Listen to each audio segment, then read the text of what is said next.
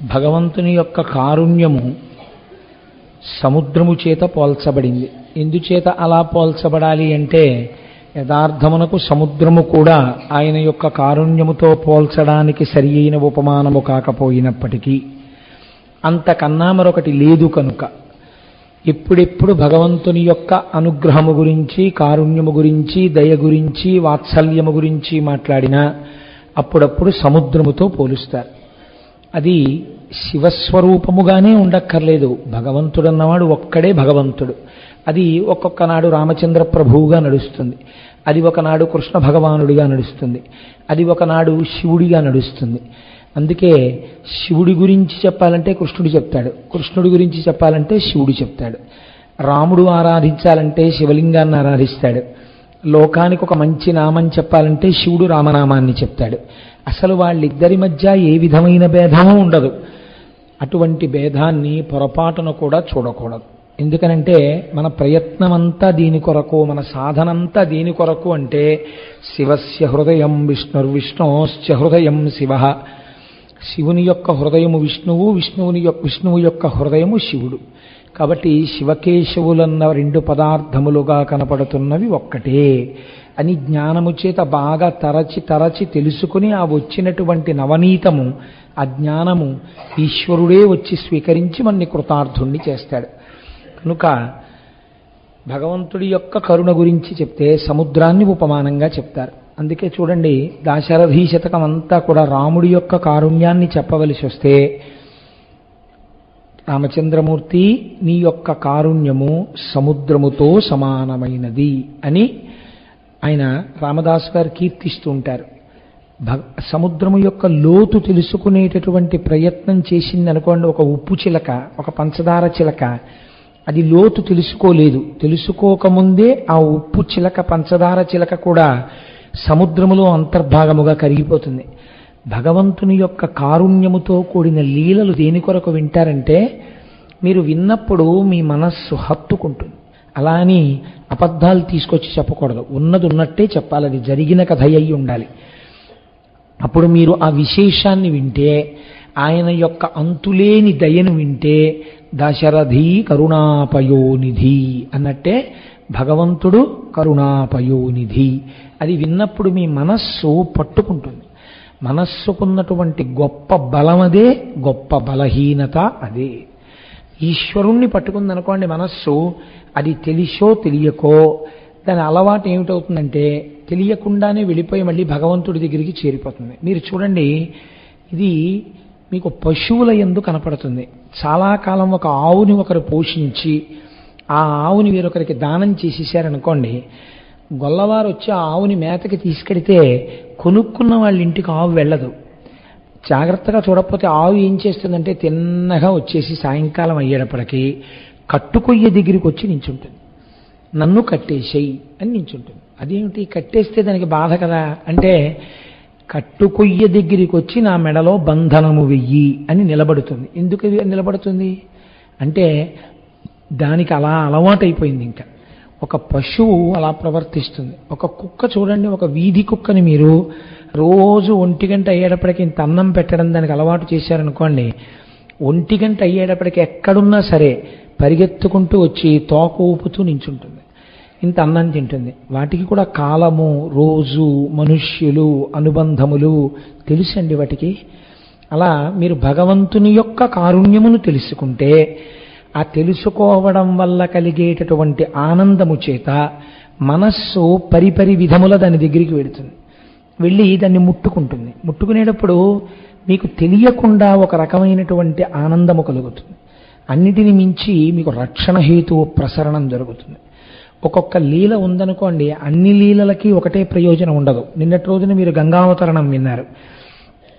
గంగావతరణం పైకి లీల చాలా గొప్పది, జరిగినదే యథార్థంగా. కానీ మీరు కొంచెం తాత్వికంగా ఆలోచించండి. అప్పుడెప్పుడో గంగ పడినప్పుడు భగవానుడు అక్కడ నిలబడ్డాడు. కానీ ఇప్పటికీ మనం ఏమని పిలుస్తామని, తడిగా ఉన్నటువంటి జటాజూటమున్నవాడు అని పిలుస్తూ ఉంటాం శంకరుణ్ణి. ఎందుకుంటుంది తడిగా అంటే దాని వెనకాతల రహస్యం వేరు. గంగ వలన 3 ప్రయోజనములు కలుగుతాయి. బాగా దీన్ని జ్ఞాపకం పెట్టుకోండి. ఎందుకు తడిగా ఉన్నటువంటి జటాజూటాన్ని దర్శనం చెయ్యాలని చెప్తారు. మీరు ఎప్పుడైనా ఒక తీర్థయాత్రకు బయలుదేరుతున్నారనుకోండి, గత జన్మల యందు పాపము ఏదైనా ఉంటే మిమ్మల్ని ఆ క్షేత్రానికి వెళ్లకుండా చెయ్యాలి అనుకుంటే ఖచ్చితంగా దర్శనానికి వెళ్లే ముందు ప్రతిబంధక రూపంగా ఆ పాపం అడ్డొచ్చి మిమ్మల్ని ఆ క్షేత్ర దర్శనం చెయ్యకుండా వెనక్కి తీసుకెళ్ళిపోతుంది. అందుకే ఎవరైనా దేవాలయ దర్శనానికి బయలుదేరి వెడుతున్నప్పుడు వారిని మళ్ళీ వెనక్కి తీసుకెళ్లే ప్రయత్నం చేయకూడదు. ఒకవేళ వారు ఏదైనా ముఖ్యమైన పని మీదే వచ్చి ఉన్నది చెప్పాలి. నేను ఇప్పుడు వెనక్కి వెడితే ఇది మీరు పాప రూపంలో నిలబడిన వారు అవుతారు, ప్రతిబంధక రూపం అవుతారు. అందుకని నేను వెనక్కి వెళ్ళను, ఇక్కడ మాట్లాడదామని మాట్లాడి పంపించాలి. తప్పించి దేవాలయానికి బయలుదేరేటప్పుడు ఎవరైనా వస్తే వెనక్కి వెళ్ళిపోకూడదు. లేదా అయ్యా మీరు వెళ్ళి రండి, ఏమీ ఇప్పుడు తొందర లేదని చెప్పాలి. దేవాలయాలకి తీర్థయాత్రకి వెళ్లే ముందు శాస్త్రం ఏం చెప్పిందంటే కపర్దీ అని 3 మాటలు అన్నది. విశాలమైన జటాజూటంతో కూడుకున్న శంకరుడి యొక్క జటాజూటాన్ని దర్శనం చేసి 3 మార్లు కపర్దీ కపర్దీ కపర్దీ అని క్షేత్రాలకు బయలుదేరితే మీకు ఆ పాపములు తడితో ఉన్నటువంటి ఆ గంగతో కూడిన ఆ జటాజూట దర్శనము చేత, దాన్ని తలంచడము చేత పాపరాశి ధ్వంసం అవుతుంది. అటువంటిది గంగావతరణం ఏమింటే ఖచ్చితంగా పాపాలు పోతాయి. నిన్నడు గంగావతరణానికి అది ప్రయోజనం, ఇవాళ చెప్పేటటువంటి లీలకి ప్రయోజనం మారుతుంది. కానీ మరి ఎందుకు ఇప్పటికీ తడితో ఉన్న జటాజూటం చెప్తాం మనం అంటే గంగ యొక్క 3 ప్రయోజనములు మీరు గుర్తుపెట్టుకోవాలి. మొట్టమొదటి ప్రయోజనం ఏమి? పాపమును పోగొట్టుట. మీరు చూడండి, ఇంటికి అశౌచం వచ్చిందనుకోండి, ఇంటికి అశౌచం రాదు, ఇంట్లో ఉన్న వాళ్ళకి అశౌచం వస్తుంది. అశౌచం వాయు సంబంధం. వాళ్ళు తిరుగుతున్నారు అనుకోండి, ఇంట్లో వాయు సంబంధంగా అశౌచం నిలబడుతుంది. అది పోగొట్టడానికి ఏం చేస్తారు? ఓ 11 రోజులో ఎంతో అశౌచం వచ్చిందనుకోండి, మీరు తెలిసో తెలియకో ఏవో ముట్టుకుని ఉంటారు. పైగా వాయువు కొంతకాలం నిలబడింది, మళ్ళీ ఇదంత తొందరగా విరిగిపోదు. అందుకని ఏం చేస్తారు? తీసుకొచ్చి మా ఇంట్లో స్వస్తి పుణ్యాహవాచనం చేయించామండి అంటారు. మామిడి కొమ్మలు పెట్టే పార్వతీ పరమేశ్వరుని యొక్క పాదద్వందం శివానంద లహరిలో శంకరాచార్యులు వారు చెప్తారు. ఆ కలశలోని నీటిలోకి ఆ శక్తిని ఆవాహన చేసి మామిడి మండతో ఇల్లంతా చల్లుతారు. చల్లితే ఇప్పుడు ఏమవుతుంది? ఆ వాయు సంబంధమైన అశౌచ దోషం ఎగిరిపోతుంది. గంగకి ఆ శక్తి ఉంది. మీరు గంగనే తేకపోయినా అక్కడ ఒక గ్లాసులో నీళ్లు పోసి గంగే చ యమునే చైవ గోదావరి సరస్వతి నర్మదే సింధు కావేర్యౌ జలేస్మిన్ సన్నిధిం కురు, మీరు ఈ కలశ పాత్రలోకి ప్రవేశించండి అన్నారనుకోండి, ప్రవేశిస్తుంది. కానీ సాధారణంగా మనం చేసేటటువంటి దోషం ఏమిటో తెలుసా అండి? కలశ పాత్రకి ఆచమన పాత్రకి ఒక్కటే పాత్ర వాడతారు. అది చాలా దోషం పూజలో. అలా వాడకూడదు.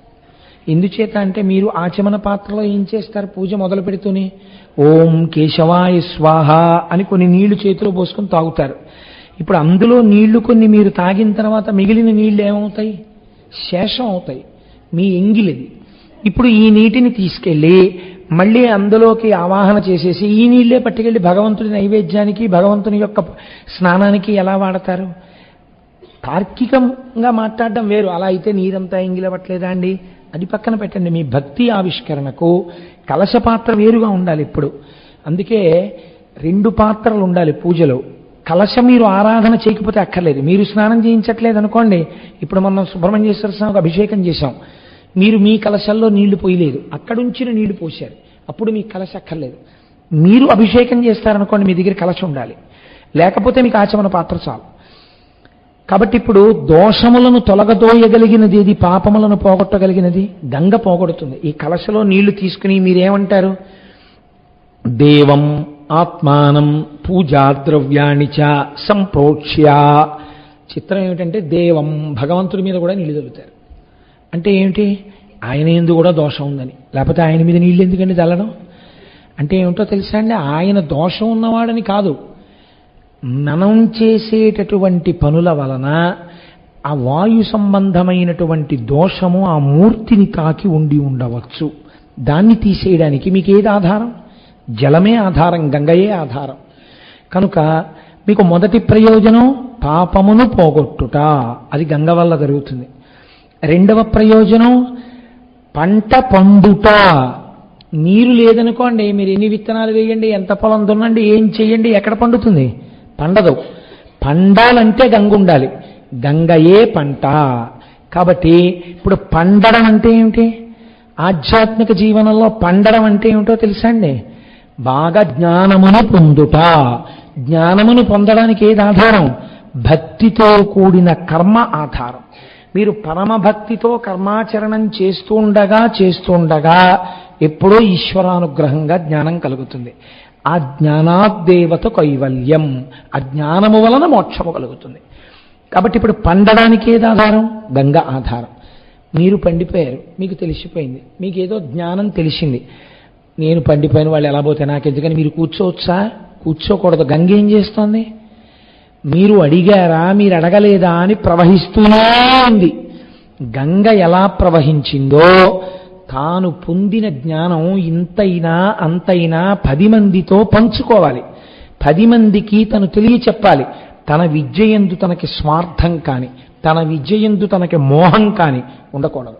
తనకి ఎంత తెలుసో అంతా చెప్పేయాలి. ఒక మేఘం చూడండి, పూర్తిగా వర్షించి తేలిక పడిపోయి అమ్మయ్యా నేను తేలిక పడిపోయానని దూదిపించేయి వెళ్ళిపోతుంది. అలా అమ్మయ్యా నేను చదువుకున్నవి, నేను కష్టపడి తెలుసుకున్నవన్నీ చెప్పేశాక వాళ్ళెవరో నీకేదో చేస్తారని ఎదురు చూడకూడదు. చెప్పడమే ప్రయోజనం. నాకు ఈశ్వరుడు నోరిచ్చినందుకు, తెలుసుకోగలిగిన బుద్ధి ఇచ్చినందుకు, నేను తెలుసుకున్నది నేను వెదజల్లేశాను, నాకు నా విద్యయందు మోహం లేకుండా నేను నిలబడిపోయానని సంతోషంగా ఇంటికి వెళ్ళిపోవాలి. అంతే. ప్రతిఫలాపేక్ష ఉండరాదు. ఉపన్యాసానికి వస్తారా అంటే మీరు ఎంత ఇస్తారు అని అడగరాదు. నీ విద్యయందు నీకు మోహము ఉండకూడదు. కనుక ఇప్పుడు సరస్వతి అని మనం పిలుస్తూ ఉంటాం. సరస్వతి ఏ రంగులో ఉంటుంది? తెలుపు. శంకరుడు తెలుపు. తెలుపు జ్ఞానం. సరస్వతి అన్న మాటకు అర్థం ఏమిటో తెలుసా అండి? దట్ విచ్ ఫ్లోస్ అని అర్థం. ఏది ప్రవహించునో దానికి సరస్వతి అని పేరు. ప్రవహించకుండా ఆగిపోయింది అనుకోండి అంటే తనన్నీ తెలుసుకున్నాడు, ఎవ్వరికీ చెప్పడం. అడిగారనుకోండి, మీరు వెళ్ళి అయ్యా ఇది ఏమిటండి అని అడిగారనుకోండి, చెప్పనండి అంటాడు. ఒక్కొక్కరు సరే నేను ఎందుకు చెప్పాలి సభాముఖంగా, జ్ఞాన కలునిలోని శారదయోలే. కాబట్టి అప్పుడు ఏమవుతుంది? నిలబడిపోతుంది. నిలబడిన నీరు మురుగువాసన వస్తుంది. సరస్వతి నిలబడరాదు, ప్రవహిస్తుండాలి. అందుకే వ్యయే కృతే వర్ధతయే వనిత్యం విద్యాధనం సర్వధన ప్రధానం. ఎంత ఖర్చు పెడితే అంత పెరిగేది ఏదంటే లోకంలో విద్యాధనం. కాబట్టి మోహము లేకుండా అడిగినదే తడవుగా అవతల వాళ్ళకి చెప్పాలి. ఎటువంటి వాళ్ళకి చెప్పాలి? వినడానికి వచ్చి సెల్ ఫోన్ పెట్టుకున్న వాళ్ళకి చెప్పక్కర్లేదు. వాడికి శ్రద్ధేది ఎందుకు చెప్పాలి? చెప్పక్కర్లేదు. శ్రద్ధగా కూర్చుంటే చాలు చెప్పేసి. ఆవి ఏం చేస్తుందండి? శ్రద్ధగా కూర్చుని ఇలా శిరములు పట్టుకుంటాడు, అంతే పాలు వదిలేస్తుంది. ఇలా నీ పాదములు పట్టుకుంటే చాలు, నువ్వు చెప్పేయాలి, నీకు తెలుసున్నది. కాబట్టి ఏమవుతుంది? సరస్వతి అంటే ప్రవహించున్నది. ఏది ప్రవహిస్తోందో అది సరస్వతి, అది ఉద్ధరిస్తోంది, జ్ఞానులను చేస్తోంది. సరస్వతి ఆగదు. అలా గంగ కూడా ఆగకూడదు. పవిత్రం చెయ్యడం, జ్ఞానం ఇవ్వడం అన్నది అలా వెళ్ళిపోతూనే ఉండాలి. ఇది ఎక్కడుంది? శివుడి జటాజూటంలో ఉంది. ఇప్పుడు అది మీ మీద పడాలంటే మీరేం చేయాలి? మీరు ఆయన పాదాలు ఇలా పట్టుకుని ఇలా వంగున్నారనుకోండి, ఆయన పాదాలు పట్టుకుని నించుంటే ఆయన ఏం చేస్తారు? అలా కూర్చోడు కదా బిర్రబిగిసి. వంగి నాన్న నీకు జ్ఞానసిద్ధిరస్తు అంటాడు. ఇలా అనగానే ఒక్కొక్క మహానుభావుడు దర్శించాడండి. శ్రీశైలం మల్లన్న శిరసొంచేన చేనంత గంగమ్మ వాన.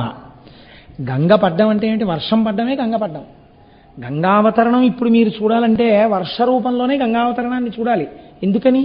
శివుడి జటాజూటంలో ఉన్న గంగ పరమ పవిత్రం, ఆకాశ గంగ. ఆయన తల వంచి సంతోషించాడనుకోండి, గంగ పడుతుంది. బహుశः చెప్పినవాడి సమర్థత కాదు, విన్నవాళ్ళు ఎవరి పొంగిపోయారో గంగావతరణానికి, గంగావతరణం జరిగిపోయింది కాకినాడలో. అంతే. కాబట్టి నిశ్చలమైన భక్తితో నిలబడితే చాలా ఏమైంది? తడిసిపోయారు మీరు ఇవాళ. మీరు తడిసిపోయారు జ్ఞానగంగలో. ఇదే శ్రీ సూక్తంలో మనం అడుగుతాం, అమ్మ నేనేం చేస్తున్నాను? నీ పాదముల దగ్గరకు వచ్చి శిరస్సు వంచుచున్నాను. వంచితే నువ్వేం చేస్తావు? లక్ష్మీర్ దివ్యైర్ గజేంద్రైర్ మణిగణఖచితై స్థాపితా హేమకుంభై నిత్యం సా పద్మహస్తా మమ వసతు గృహే సర్వమాంగళ్యయుక్తా. మీరు నిజంగా శ్రీ సూక్తాన్ని చదువుతున్నప్పుడు అనుభవిస్తున్నారనుకోండి, మీరు ఏం చెప్తారప్పుడు? అమ్మా నేను నీ పాదముల మీద శిరస్సు తాటించి నమస్కరించుచున్నాను అంటారు. ఇప్పుడు ఏనుగులు వచ్చి కలశలతో ఇలా తామర పూలు అభిషేకం చేస్తున్నాయనుకోండి, ఆవిడ పాదాల మీద మీ తల ఉంటే ఆవిడ మించి పడ్డ పూలు ఎక్కడ పడాలి? మీ మెడ మీద అక్కడ పడాలి, తడి తడిగా. మీరు ఆ ధ్యానంలోంచి లేచినప్పుడు ఇదంతా తడిగా ఉందని మీరు తడుముకోవలసి ఉంటుంది. ఎందుచేత? ఆ భావన ఉండిపోతుంది. ఆ తడి తామర పూలన్నీ మెడ మీద పడ్డాయి కదా, తడేని. నిజంగా ఉందా? తడేం లేదు. ఎందుకు అలా తడుముకుంటున్నారు అంటుంది భార్య. అబ్బాయి ఏం లేదులే అంటాడు. ఇప్పుడు ఏమైంది? నిజంగా పడతాయి ఆ పూలు, వాడి మీద పడ్డాయి ఆ పూలు. భావన యందు పడతాయి. భావనామాత్ర సంతుష్టాయై నమః. మీరు భావన చేస్తే అది అమ్మవారి యొక్క అనుగ్రహానికి దారితీస్తుంది. ఈ అనుగ్రహం జ్ఞానంగా మారుతుంది. ఈ జ్ఞానము వలన కైవల్యమునకు వెడతాడు. కాబట్టి ఇప్పుడు శంకరుడు గంగను దాల్చుట అంటే కేవలముగా అలా ఏదో కుడలో నీళ్ళెట్టు కూర్చున్నట్టు కూర్చుంటాడని మీరు అనుకుంటున్నారా? అది జ్ఞానగంగగా మారినది. ఆ జ్ఞానగంగ ఎందే మీరు తడిసిపోవలసి ఉంటుంది. కాబట్టి ఒక లీల ఉంటుంది, దానికి బాహ్య ప్రయోజనం ఉంటుంది. మీరు ఆంతర ప్రయోజనము కూడా తెలుసుకోవడం మీ ధ్యానమును పరిపుష్టం చేస్తుంది. ఉన్నతి ఎక్కడ కలుగుతుందంటే ఆ ధ్యానములోనే కలుగుతుందండి. ఆ ధ్యానమునందు ఏకీకృతమైపోతాయి. మూడుగా మొదలెట్టినవి ఒకటైపోతాయి. నేను కూర్చున్నాను పూజకి, నేను శివుణ్ణి పూజ చేస్తున్నాను, శివుడు పూజ చేయబడుచున్నాడు, నేను ధ్యానము చేయువాడను, ధ్యానము చేయబడువాడు శివుడు, ధ్యానము అని మూడుతో మొదలుపెట్టారు. మీరు అపారమైన ఆనందంలో అన్నీ మరిచిపోయినప్పుడు మీరు ఏది చూస్తున్నారో దాంట్లో మీ మనస్సు లయమైపోయింది. మీరు పైకి శరీరం ఉంది, కానీ మీరు చూస్తున్నటువంటి మూర్తిలోకి ప్రవేశించేశారు. ఇప్పుడు ఏమైపోయింది? ఒక్కటే ఉంది. ఏ వస్తువుని చూస్తున్నారో ఆ వస్తువే ఉన్నది.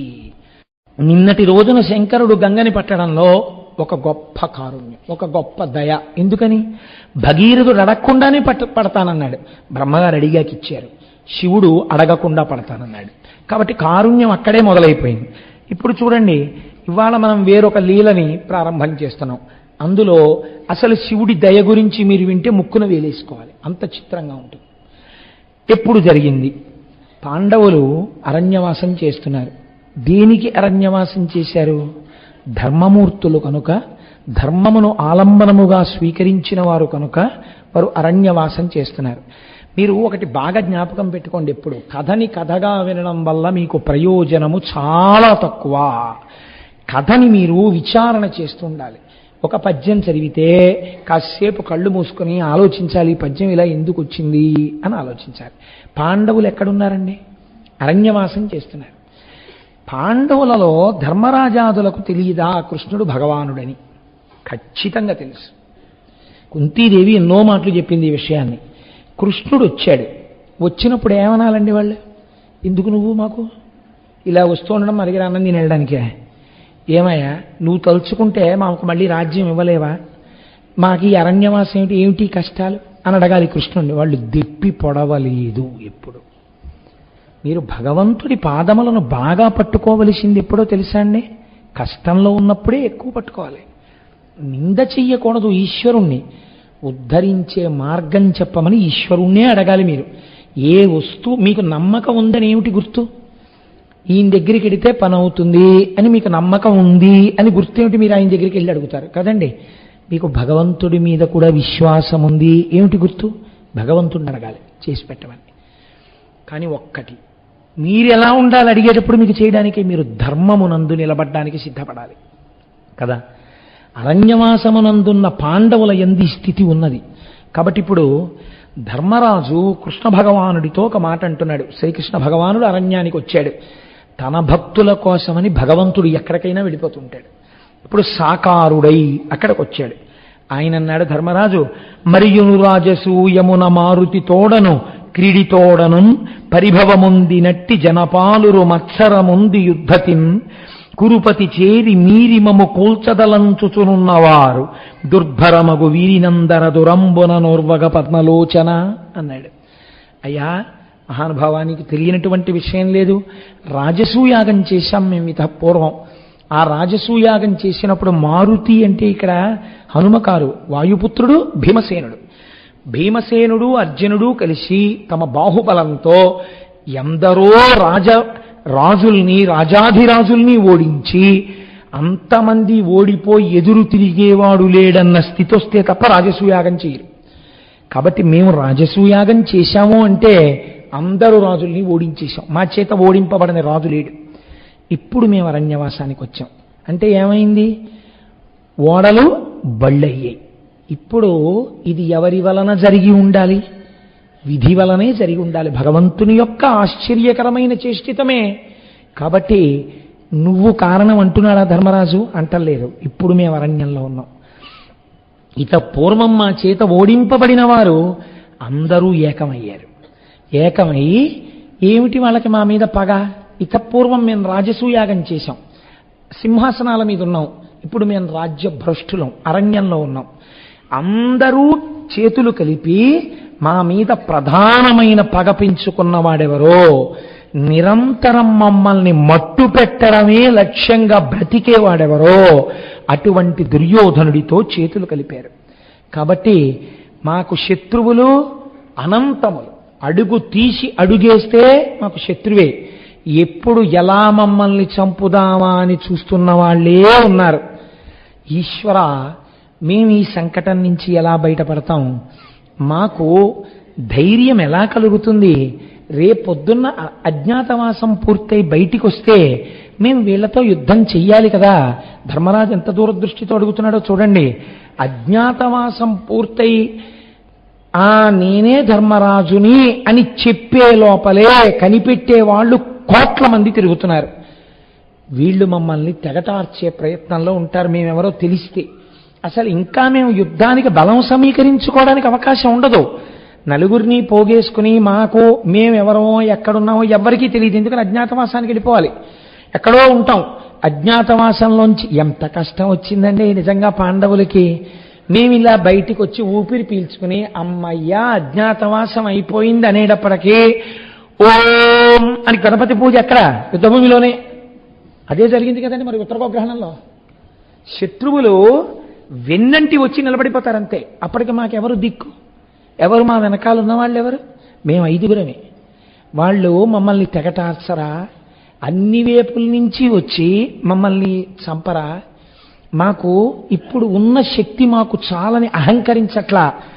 ధర్మరాజు గారు పట్టుకునేటటువంటి ఆయుధాల గురించి మీరు వింటే ఆశ్చర్యపోతారు. ప్రతిదాని మీద బంగారు వృషభాలు చెక్కుంటాయి. ఇంట్లో ఉండే వస్తువులు కూడా అలా ఉండాలండి.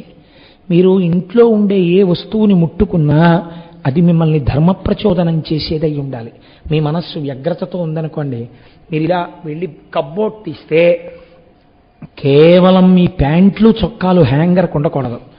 మీ ప్యాంట్లు చొక్కాలతో పాటు ఆ వెనకాతల ఒక రాజరాజేశ్వరి అమ్మవారి ఫోటో ఉందనుకోండి, మీ మనస్సు ఏదో ఉద్ధతితో బయలుదేరుతూ ప్యాంటు షర్టు తీసుకుంటోందనుకోండి, అమ్మవారి ఎదురుగుండా కనపడగానే ఎంతమందికి నువ్వేం ఉపన్యాసాలు చెప్పావు, ఇవాళ ఎంత కోపంతో బయలుదేరుతున్నావు, అలా వెళ్ళొచ్చా నువ్వు? అంతే, సంయమనంలో కడతారు. ఎటు తిరిగినా మీకు చంద్రశేఖర పరమాచార్య స్వామి వారి మూర్తులు కనపడుతున్నాయి అనుకోండి, ఆయన్ని చూడగానే అసలు ఆయన యొక్క ఆ చిరునవ్వు చూడగానే మీ మనస్సు శాంతంగా ఉంటుంది. అవతల వాళ్ళ అజ్ఞానాన్ని మీరు మన్నించగలుగుతారు. ఈ స్థితి రావడానికి వస్తువులు కూడా అలా ఉండాలి. అందుకే ధర్మరాజు గారి వాడేటటువంటి ఆయుధాలన్నింటి మీద బంగారు వృషభములను చెక్కించుకున్నాడు ఆయన. ఎందుకో తెలుసా అండి? బంగారు వృషభములు, వృషభము పరమశివుడు అధిరోహిస్తాడు. వృషభము ధర్మమునకు సంకేతము. నేను ఆయుధం పట్టినా ధర్మానికే పట్టాలి, నేను బాణం వదిలితే ధర్మానికే వదలాలి. నేను ఇలా పట్టుకుంటే వృషభాలు కనపడుతూ ఉండాలి. కాబట్టి నిష్కారణ బాణ ప్రయోగం జరగకూడదు. అందుకని దాని మీద కూడా వృషభాలే. మీకు ఏది వచ్చినా మీకు ఈ ధర్మం నేర్పిందండి లోకంలో? మన పౌరాణిక వాంగ్మయం లాంటి వాంగ్మయం ఎక్కడుందండి ప్రపంచంలో? మీరు విచారణ చేసి చదవండి. అసలు నేను ఇటువంటి ధర్మంలో పుట్టినందుకు ఈశ్వర కృతజ్ఞుడను, ఎన్ని జన్మలెత్తినా నీ ధర్మంలో పుట్టించని అడుగుతారు మీరు. కాబట్టి ఇప్పుడు ఆయన ఎంత గొప్పగా అడిగాడో చూడండి. ఆయనకి గాంధీవం ఉంది. ఎవరికి? అర్జునుడికి. దాని నిండా పద్మాలు ఉంటాయి, బంగారు పద్మాలు. బంగారు పద్మాలు ఎందుకో తెలుసా అండి? పద్మంలోంచి లక్ష్మీదేవి ఆవిర్భావం. లక్ష్మి అంటే జయం. అది పట్టుకున్నానంటే జయమే, తెగటాస్ చేయాలి. ఆ ఉత్సాహానికి ఆయన అలా పట్టుకుంటాడు. వాళ్ళ ఆయుధాల గురించి ప్రత్యేకం పాండవులు ఆయుధములు అని మీరు ఒక ఉపన్యాసం విన్నారనుకోండి, తెల్లబోతారు. అలా ఉంటాయి. సరే, ఇప్పుడు మనకు అదంతా అలా ఎందుకు కానండి. ఇన్ని ఉన్నా మిడిసిపడలేదు ధర్మరాజు గారు. కృష్ణుణ్ణి చూసి అంటున్నాడు, మాకు రక్షణ దేని వలన ప్రసరిస్తుందో, ఇన్ని కోట్ల శత్రువుల్ని మేము ఎలా ఎదుర్కోగలమో మార్గం చెప్పవయ్యా అన్నాడు. ఇది పెద్దలు కనపడినప్పుడు మీరు అడగవలసిన మాట. ఇప్పుడు చూడండి కృష్ణుడు ఎంత అందంగా మాట్లాడుతున్నాడు. ఎక్కడున్నాయండి శివకేశవ వేదాలు? కృష్ణుడు అంటున్నాడు, అనినా వనజాక్షుడారసి అనియను ధర్మజునితోడా అనఘ చరిత్ర మునివరుడు ఉపమన్యుని శాసనమునచే శివుని కొలిచి శక్తులు కొంటిన్. నాకు ఉపమన్యు మహర్షి ఉపదేశం చేశారు. నేను పరమశివుణ్ణి ఆరాధన చేసి ఎన్నో శక్తులు పొందాను. కృష్ణ భగవానుడు చెప్తున్నాడు అర్జునుడు ధర్మరాజు గారితోటి అని. అభవుడు సంశ్రితార్తిహరుడు అద్భుత శౌర్య ధురంధరున్ అసద్విభవహరుండు మీరికను విశ్వవిమోహన ధీరుడైన అవ్విభుని భజించి చేకొనుడు వెగ్గల మొప్ప సమస్త సంపదల్ రభసములేని మార్గమిది రాజలలామా తలంచి చూడుమా. ఎందుకయ్యా బెంగపెట్టుకుంటావు? మహానుభావుడు, దీనదయాళు, ఎవరి పేరు శివుడో, ఎవరు మంగళములన్నిటికీ కూడా ఆలవాలమో, ఎవడి అనుగ్రహము మంగళములనిస్తుందో, ఏ ఒక్కడు ఇలా చెయ్యెత్తి అంటే నీకు శుభం జరుగుతుందో, ఏ ఒక్కడు నిన్ను చూసి నవ్వినంత మాత్రం చేత సమస్త లోకములు నీకు ఎదురు నిలబడినా నువ్వు బెంగ పెట్టుకోనవసరం లేదో. వాళ్ళు ప్రాజ్ఞడి పరిస్థితి ఎప్పుడు ఎలా ఉంటుందో తెలుసా అండి? శత్రుబలాన్ని అంటే క్షాత్రమునందు శత్రువు ఎంతటి వాడంటే అనకూడదు. ఎంతండి వాడెంతండి అనడు క్షత్రియుడు. చిన్న శత్రువు అయినా సరే బాగా వాడి బలాన్ని ఎక్కువ చూడాలి. మీకు అందుకే లోకంలో సింహావలోకనము అన్న మాట వచ్చింది. సింహం మృగరాజు, అది కానీ గర్జించింది అనుకోండి మిగిలిన జంతువులు పారిపోతాయి. అలాంటి సింహం అరణ్యంలో నడిచి వెళ్ళేటప్పుడు దాని వెంట్రుకల్లోంచి వాసన ఎంత దూరం వస్తుందో అంత దూరం జంతువులు ఉండవు. అలాంటి సింహం ఒక 50 అడుగులు నడిచి ఆగి వెనక్కి తిరిగి ఒకసారి చుట్టూ చూస్తుంది. ఎందుకు చూడడం అంటే, నేను ఇంత మృగరాజుని కదా, నా దగ్గరికి ఎవరొస్తారని ధిక్కార ధోరణితో ఉండదు, వెనక్కి తిరిగి చూస్తూనే ఉంటుంది. నీవు 4 సభలలో పూజనీయుడు అనిపించుకుంటే ఇంకా నా అంతటి వాడెక్కడున్నాడని నువ్వు భగవదారాధనం మానేసి, ధ్యానం మానేసి, ఓ 4 మంచి పుస్తకాలు చదవడం మానేసి నువ్వు ఉంటే నువ్వు సింహావలోకనము చేసిన వాడవు కాదు, నక్కవైపోతావు. కాబట్టి ఏం చెయ్యాలి అంటే సింహాన్ని దృష్టిలో పెట్టుకోవాలి. పెట్టుకుని ఎప్పుడు శంకరాచార్యులు వారు అందుకే చెప్తారు, అంతటి మహానుభావుడు పిబేయం విద్యార్థి తవ చరణ నిర్ణేజన జలం అనాలి. అమ్మా నీ కాళ్ళు కడిగిన నీళ్ళు ఎప్పుడు తాగుతానోనమ్మా, ఎప్పుడు తాగుతానోనమ్మా అంటూనే ఉండాలి ఎప్పుడును. ఇది వెనక్కి తిరిగి చూడాలి. అందుకని ధర్మరాజు గారు ప్రాజ్ఞుడు. మాకిన్నున్నాయంటలేదు, శత్రుబలాన్ని ఎక్కువ చేసి చెప్తున్నాడు. నిజంగా శత్రుబలం అంత గొప్పదా? పాండవుల ముందు నిలబడగలిగిన బలమేనా? మీరు తక్కువని అనుకోక్కర్లేదండి. కురుబలం గురించి నిజంగా మీరు చూస్తే అసలు ఒక్కొక్కడు ఎటువంటి వాడో తెలుసా అండి? యుద్ధం అక్కర్లేదు, మీరు ఏమి యుద్ధం చేయక్కర్లేదండి వాళ్ళతో. మీరు యుద్ధం ఏమీ చేయకుండా అలా పక్క నుంచి వెళ్ళిపోయారనుకోండి, ఒక్క శాపం ఇచ్చేస్తాడు. అటువంటి వాళ్ళు ఉన్నారు అందులో. ఎటువంటి వాళ్ళు? నాకు ప్రాణప్రదమైనటువంటి పద్యాలు అవన్నీ ఎప్పుడైనా విరాట పర్వం మళ్ళీ అయ్యప్ప స్వామి గుళ్ళో చెప్తే ఆ పద్యాలు విందురుగాని, చిక్కన గారి పద్యాలు. అందులో ఆయన అంటాడు, యుద్ధం చేయడానికి వెళ్ళాడు అర్జునుడు. వెళ్ళి నిలబడితే ఎదురుగుండా కురుసైన్యం అంతా నిలబడింది. ఉత్తర కుమారుడికి చూపించి ఒక్కొక్కళ్ళని పరిచయం చేస్తున్నాడు. పరిచయం చేసేటప్పుడు మీరు చూడండి, కడుపులో అగ్నిహోత్రం ఉంది అర్జునుడికి. అయినా మాట తోలడం, ఎవరినీ తక్కువ చేసి మాట్లాడడం. ఎదురుగుండా ఉన్నది రిపు సైన్యం, శత్రు సైన్యం. ఎంత అందంగా మాట్లాడతాడో చూడండి. మాట అలా ఉండాలండి నిజంగా. క్షాత్రధర్మం అంటే అది. కాంచనమయ వేదికా కనత్కేతనోజ్వల విభ్రమము వాడు కలశజుండు. ఈ పద్యం మీరు ఆంధ్రదేశంలో చాలా ప్రచారంలోకి వచ్చింది. మహానుభావుడు ఎవరు చదవాలో వారు చదివారు. నిజంగా దృశ్యకావ్యాల కింద వచ్చే కొన్ని సింహలాంగూల భూషిత నభోభాగకేతు ప్రేంఖణము వాడు ద్రోణసుతుడు కనక గోవృష సాంద్ర కాంతి పరిస్ఫుట ధ్వజ సముల్లాసంబు వాడు కృపుడు లలిత కంబు ప్రభాకలిత పతాకా విహారంబు వాడు రాధాత్మజుండు మణిత మయోరగ రుచిజాల మహితమైన పడగవాడు కురుక్షితిపతి మహోగ్ర శిఖర ఘన తాళ తరువగు సిడమువాడు సురనదీసూనుడేర్పడ చూచికొనుము అన్నాడు. అప్పటి వరకు ఆయన బృహన్నల అర్జునుడిగా గాంధీవం పట్టుకుని రథంలో వెళ్ళాడు. ఎదురుగుండా నిలబడింది సైన్యం. ఎటువంటి సైన్యమో చెప్తున్నాడు. కాంచనమయ వేదికా కనత్కేతనోజ్వల విభ్రమము వాడు కలశజుండు. ఇదండి లోపల భక్తి అంటే. మొట్టమొదట ఇంతమందిని చూడగానే ఎటు తిరిగి నమస్కారం చేశాడో తెలుసా అండి? తన గురువు ద్రోణాచార్యుల వారికి నమస్కారం చేశాడు. ఆ గురుభక్తి లేకపోతే జీవితంలో పైకి రాడు. ఏది చేసినా ఆ గురువుగారు అనుగ్రహం అనగలగాలి. ఆ సంస్కార బలం లోపల ఏర్పడిపోవాలంతే. అందుకని మొట్టమొదట చెప్తున్నాడు. ఎవరో తెలుసా ఆయన? కాంచనమయ వేదికా కనత్కేతనోజ్వల విభ్రమము వాడు. బంగారు అరుగు సింహాసనంగా ఆయన యొక్క జెండాగా ఉంటాట ద్రోణాచార్యుల వారు. అసలు నిజంగా వాళ్ళకి అటువంటి ఆలోచనలు వచ్చినందుకు చూడాలి. ఎందుకని? ఆ రోజుల్లోనండి అసలు భరతఖండం మొత్తం మీద ద్రోణాచార్యుల వారి దగ్గర చదువుకొని వాళ్ళేడు. అటువంటి గురువు కాబట్టి అరుగుల మీద ఎప్పుడూ శిష్యులే.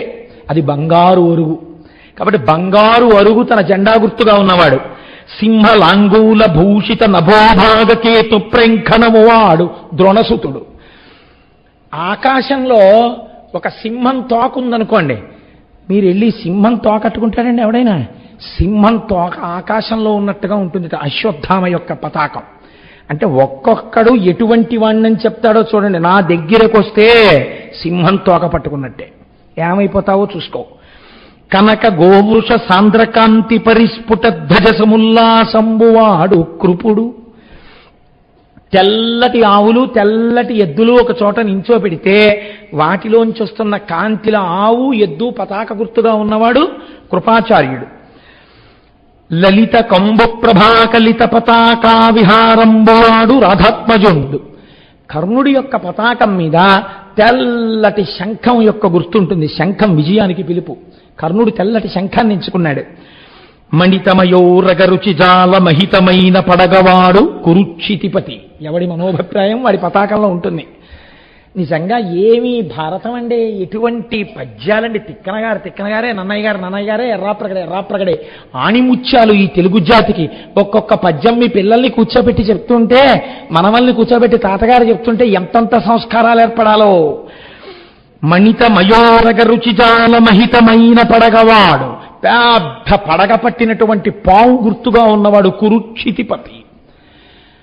దుర్యోధనుడు మహోగ్ర శిఖర ఘనతాళ తరువగు సిడమువాడు సురనదీసూనుడేర్పడ చూచికొనుము. పెద్ద తాడి చెట్టు తన చెండా గుర్తుగా ఉన్నటువంటి వాడు భీష్మాచార్యుల వారు. అరిగో వాళ్ళు ఒక్కసారి చూడన్నాడంతే. ఈ మాట చెప్పి ఒక్కొక్కడిని చూపిస్తుంటే చూశాట్టిలా వాళ్ళ తేజస్సు చూశాడండి. చూసి వెంటనే ఉత్తర కుమారుడు అన్నాడు, కౌరవసేన చూచివడ కందడ గన్మదితోనమేను నీవూరకపోవచున్కి ఇది ఒప్పునే ఇప్పటి భంగి చూచిన వీరల నేను మార్కొనమి నిశ్చయమట్లగుటన్ రయంబునం తేరు మరల్పు ప్రాణములు తీపనమున్ వినవే బృహన్నలా. అసలు ఆ సైన్యాన్ని చూస్తుంటేనే నాకు కాళ్ళు చేతులు వణకడం కాదు, మనసు కూడా ఉడికిపోతోంది. ఇంకా నేను యుద్ధం ఏమిటి? ప్రాణాలు తీపన్న సామెత వినలేదా? వెనక్కి తిప్పరా బృహన్నలా అన్నాడు. అటువంటి అద్భుతమైనటువంటి కురుసైన్యం. అందులో భీష్మాచార్యుల వారు ఒక్క మాట అన్నారండి. భీష్మాచార్యుల వారి పాదాలకి, కృపాచార్యుల వారి పాదాలకి, ద్రోణాచార్యుల వారి పాదాల మీద నమస్కార బాణ ప్రయోగం చేశాడు అర్జునుడు. బాణప్రయోగం చేసి ఒక చమత్కారం ఉంటుంది యుద్ధంలో, చాలా దగ్గర నుంచి రథం వెళ్ళిపోవాలి. అలా వెళ్ళిపోయినప్పుడు పలకరించరు, తాతగారు అనేం పలకరించరు. శౌర్యం శౌర్యమే, ఇలా నమస్కారం పెట్టరు ఒక్క గురువుకైతేనే. మిగిలిన వాళ్ళకి బాణప్రయోగం చేస్తారు. 2 బాణాలు వచ్చి పాదాల దగ్గర గుచ్చుకుంటాయంటే పాదాల మీద కాదు, పాదాల ముందు గుచ్చుకోవాలి. గుచ్చుకున్న తర్వాత విపరీత వేగంతో వాళ్ళ రథం పక్క నుంచి రథం వెళ్ళిపోవాలి. అలా వెళ్ళిపోతే కుశలం అడిగినట్టు, క్షేమంగా ఉన్నారా తాతగారు అని అడిగినట్టు. అది క్షాత్రధర్మం, అలా వెళ్ళగలగాలి. అలా వెళ్ళాడు అర్జునుడు ఇన్ని రథాల మధ్యలోంచి. వెళితే భీష్ముడు చూసి నవ్వి అన్నాడు, వీడిలా వెళ్ళుండపోతే శపించేద్దునన్నాడు. పొంగిపోయాడంతే. ఎంత మర్యాదలండి, అంతటి సైన్యం అండి కురు సైన్యం అంటే. నేను మీకు ఎందుకు ఉదహరించానంటే ఈ విషయాన్ని కేవలం ఏదో ఒక కథ కింద చెప్పుకుని వెళ్ళిపోవడం కాదు. మీరు నిజంగా కురు సైన్యం ఎంతటి బలోపేతమైందో మీరు ఆలోచించండి. ఏతటి సైన్యాన్ని ఎదుర్కోవాలి రేపు పొద్దున్న. కాబట్టి మాకెవరయ్యా దిక్కు అని అడిగితే మహానుభావుడు ఆయన అన్నాడు, మంగళప్రదుడయా శంకరుడు, వెళ్ళి పరమశివుడి గురించి మీరు తపస్సు చెయ్యండి. చేస్తే ఆ శంకరుడు కాని కృపాళువై మిమ్మల్ని అనుగ్రహించాడా? ఎంతమంది అటుపక్కన నించోనివ్వండి, మీకు అనవసరం. శంకరుడు ఒక్కసారి మిమ్మల్ని చూసి విజయీభవ అన్నాడా, ఇక ఎదురులేదు, మీరు గెలిచేస్తారు. శివానుగ్రహాన్ని పొందండి అన్నాడు. నాకు తెలిసి పౌరాణిక వాంగ్మయంలో శివుడి మీద కేశవుడు, కేశవుడి మీద శివుడు ఒకళ్ళ మీద ఒకళ్ళు చాడీలు చెప్పుకుని వర్గాలు లేవదీసి యుద్ధాలకు వెళ్ళిన కథలు నేను చదవలేదు. అలాంటి విచారణలు అక్కర్లేదు కూడా. కనుక ఇప్పుడు తలంచి చూడుమా, ఆ శంకరుణ్ణి పూజ చెయ్యి అన్నాడు. చెప్పి కృష్ణ భగవానుడు వెళ్ళిపోయాడు. ఇప్పుడు ఆ కృష్ణ భగవానుడు ఎవరి రూపంలో ఉన్నాడు? వ్యాసుడి రూపంలో నారాయణుడే ఉన్నాడు. ఇప్పుడు వ్యాస భగవానుడు అక్కడికి వచ్చాడు. ఇప్పుడు మీరు ఒక్కటి బాగా జ్ఞాపకం పెట్టుకోండి, ఒక గొప్ప సామెత ఒకటి ఉంది, tell me your friends, I will tell you what you are. మిమ్మల్ని ఒక పెద్ద సభలో చూడగానే పేరు పెట్టి పిలిచి మీ యొక్క కుశలం అడిగారు అనుకోండి ఒక ఆయన, లేదా వారు మీ ఇంటికి వస్తారు, ఎప్పుడైనా ఏదైనా పిలిస్తే వారు మీ ఇంటికి వచ్చి కొంతసేపు కూర్చుని మాట్లాడి వెళ్తుంటారు. ఆయనకేం తోచకపోతే కాసేపు మీ ఇంటికి వస్తానని వచ్చి భారతంలోంచో రామాయణంలోంచో 4 శ్లోకాలు చెప్పి మీతో పంచుకుని వెళ్ళిపోతుంటారు. అలా వచ్చారు అంటే మీరు ఆదరణీయులు. మీ కుటుంబాన్ని స్నేహం కోసం అపేక్షించవలసిన కుటుంబం మీది తప్ప పనికి మాలిన వాళ్ళందరూ ఇంటికి వచ్చి పెడుతున్నారు అనుకోండి, దానివల్ల శ్రేయస్సు ఏముండదు ఇంటికి. మహాత్ముల పదరజస్సు పడితే ఇంటికి శ్రేయస్సు. A house is built with bricks, a home is built of hearts. గుండెలతో కట్టుకున్నది హోమ్. కనుక అక్కడికి మహాత్ములు రావాలి. కాబట్టి ఇప్పుడు వ్యాస మహర్షి వచ్చారు, సాక్షాత్తు నారాయణుడు. ఎక్కడికి వచ్చాడు? అక్కడ పాండవులు ఉన్నారు కనుక వచ్చాడు. వచ్చి ఆయన్ని చూడగానే ఏం చెయ్యాలి? వ్యాస మహర్షి వస్తే వాళ్ళు అరణ్యవాసంలో ఉన్నా వాళ్ళు ధర్మం తప్పరు. వాళ్ళు ఆయనకి అర్ఘ్యపాద్యాదులు ఇచ్చి పూజించి నమస్కరించి వచ్చిన మౌని కన్గొని నృపారులు ముదంబు చెంది మేల్ హెచ్చిన భక్తి అర్చనలనెంతయు చేసి సుయోధనుండు బల్మత్సరమొప్పగాగడిది మాయపు జూదము పన్ని గెల్చే రాలచ్చిని చెంది కానకిటులంతము పంపుట చెప్పిరార్తులై. వ్యాస భగవానుణ్ణి పూజించిన తరువాత వాళ్ళు అబద్ధం చెప్పలేదు. మమ్మల్ని మాయాజూదంలో ఓడించి దుర్యోధనుడు ఇలా అరణ్యవాసానికి తర్వాత అజ్ఞాతవాసానికి వెళ్ళేటట్టుగా చేశాడు. మేము కృష్ణ భగవానుణ్ణి ఆరాధన చేశాం. ఈ మధ్యనే కృష్ణ భగవానుడు వచ్చాడు, శంకరుడి యొక్క పూజ చెయ్యమని ఆనతిచ్చి వెళ్ళిపోయాడు. ఇవాళ మీరొచ్చారు మహాత్మా, మేము ఈ కష్టంలో ఉన్నాం, మీకు కూడా చెప్పుకుంటున్నాం ఇదే విషయాన్ని. పెద్దలైనటువంటి వారు వచ్చినప్పుడు మీ కష్టాన్ని వారికి చెప్పుకోవడంలో తప్పు లేదు. కాబట్టి ఎంత అందంగా ఈ విషయాన్ని ఆవిష్కరించారు. ఆవిష్కరిస్తే ద్రౌపది మాట్లాడింది. భారతంలోనండి ద్రౌపది శీలం ఆశ్చర్యకరం. నిజంగా అసలు ఆ ద్రౌపదీదేవి గురించి వింటుంటే అయ్య బాబోయ్, అసలు ఎలా ఇలా తీర్చిదిద్దబడింది ఈవిడ ఆ వ్యక్తిత్వం అనిపిస్తుంది మనకి. ఆ ద్రౌపదీదేవి ఇది మహాత్ముల యొక్క మాట ఎంత దూరమైనా వెళ్ళిపోతుంది. వాళ్ళు అనుగ్రహించారనుకోండి, మీకు రక్షణ కలుగుతుంది. మీకు రక్షణ కలగడానికి మీరు ఏది నిరూపించుకోవలసి ఉంటుంది? మీ యందు ధర్మం ఉందని మీరు నిరూపించుకోగలగాలి. మీ యందు ధర్మం ఉంది అని నిరూపణ కానప్పుడు మహాత్ముల ఆశీర్వచనం మీకు దక్కదు. ఆ విషయంలో ధర్మమును బట్టి ఆశీర్వచనం ఉంటుంది. కాబట్టి ఇప్పుడు ఆవిడ తాను ధర్మమునందున్నాను కాబట్టి మీ ఆశీర్వచనము నాకు కావాలని ద్రౌపది మాట్లాడుతోంది. ద్రౌపది ఎప్పుడు మాట్లాడినా మహారాజనీతజ్ఞురాలిగా, గొప్ప భగవద్భక్తురాలిగా, గొప్ప విదుషీమణిగా అలా మాట్లాడుతుందండి ఆవిడంది. మరియున్ పాంచాలియు తన పరిభవమును దుస్ససేను పశుకృత్యమును కురుపతి అవినీతియు దుర్భర వేదన చేయు కర్ణు పరుషోక్తులను. వ్యాసభగవాను ఉద్దేశించి చెప్పింది. తనకి జరిగిన పరాభవం చెప్పింది వ్యాసుడికి. ఏది విన్నంత మాత్రం చేత పెద్దలు అసహ్యించుకుంటారో అది చెప్పింది. నిండు సభలో దుశ్శాసనుడు నా వలువలు ఊడ్చాడు, అప్పుడు నేను ఏకవస్త్రని. ఇది చెప్పగానే వ్యాసుడి మనస్సు చిన్నబుచ్చుకుంది. రెండవది ఏం చెప్పింది? కురుపతి అవినీతియు. ఆ దుర్యోధనుడు ఎంత అసహ్యకరంగా ఆ రోజున సభలో ప్రవర్తించాడో, ఆయన ప్రవర్తించినటువంటి అవినీతితో కూడిన ప్రవర్తనని వ్యాసభగవానుడి ముందు ఆవిష్కరించింది. దుర్భర వేదన చేయు కర్ణు పరుషోక్తులను. మీరు ఒకసారి కొట్టారనుకోండి, ఆవిడ ఆర్డర్ తీసుకొస్తోంది. దుశ్శాసనుడు చీర లాగేశాడు, అది నేను కొంత మరిచిపోగలను. దుర్యోధనుడు చాలా అవినీతితో ప్రవర్తించాడు. ఏమిటో తెలుసా అండి? తొడ చూపించి ఇలా కొట్టాడు, వచ్చి ఇలా కూర్చో అన్నాడు. అందుకే నీ తొడలు విరిచేస్తానన్నాడు. భీమసేనుడు సభలో ప్రతిజ్ఞ చేయడానికి కారణం అది ధర్మం తెలియక కాదు, తొడ మీద కొట్టకూడదని తెలుసు. కానీ అందుకే ధర్మశాస్త్రం ఎంత దూరం చెప్పిందో తెలుసా అండి? ఇంటిలో భార్య కాకుండా పరస్త్రీలు ఉండగా తొడ మీద చప్పుడు చెయ్యకూడదు పురుషుడు, ఇంటి యజమాని, కీడుస్తుంది. తొడ మీద చప్పుడు చేశాడు దుర్యోధనుడు. ఇది అవినీతి. తెలియదా? తెలుసు. నేనేమవుతాను? మరదల్లో వదిన గారిని అవుతాను. తల్లి లాంటి దాన్ని నన్ను చూసి తొడ చూపించి చప్పుడు చేశాడు. అంటే నిన్ను గెలుచుకున్నాను, నా దాసివి, నిన్ను నేను ఎలా అయినా వాడుకోవచ్చు, వచ్చి తొడక్కని చూపించాడు. ఎంత అవమానం నాకది! నిండు సభలో చేశాడు. ఇది వ్యాసుడికి చెప్తోంది ఆవిడ. ఎవరి దృష్టిలో పడాలో వారి దృష్టిలో పెడుతోంది. ఎంత గొప్పగా తీసుకెళ్లారండి మన వాళ్ళు, బోధ చేశారు. ఇలాంటి తప్పుడు పనులు చెయ్యకు నువ్వు గృహస్థాశ్రమంలో ఉండి. దుర్భర వేదన చేయు కర్ణు పరుషోక్తులను. కర్ణుడు చాలా పరుషమైనటువంటి మాటలు మాట్లాడాడు. దాసి దుర్యోధనుడి చేత గెలవబడిందన్నాడు. ఆనాడు కర్ణుడు చెప్పిన మాటలున్నాయే, ఈ పై రెండైనా మర్చిపోతానేమో కానీ అవి నేను మర్చిపోలేను. ఇంత బాధ ఒక్క ఆడదాన్ని పెట్టారు వాళ్ళు. ఒక్క ఆడదాని మీద ఇంత అక్కసు చూపించారు. ఈ ఎత్తిపొడుపు ఏమిటి మీరు గమనించండి. ఇంత ధర్మాత్ములై అరణ్యవాసానికి కట్టుబడి నువ్వు వస్తే పూజలు చేసి నిలబడిపోయి నిన్ను వేడుకుంటున్న వాళ్ళు నీ వంశంలోంచే వచ్చారు. నీవే వీళ్ళందరి యొక్క ఈ సంతానానికి అంతటికీ కారణం కదండి. మరి పాండురాజపుత్రులు అలా వచ్చిన వాళ్ళే.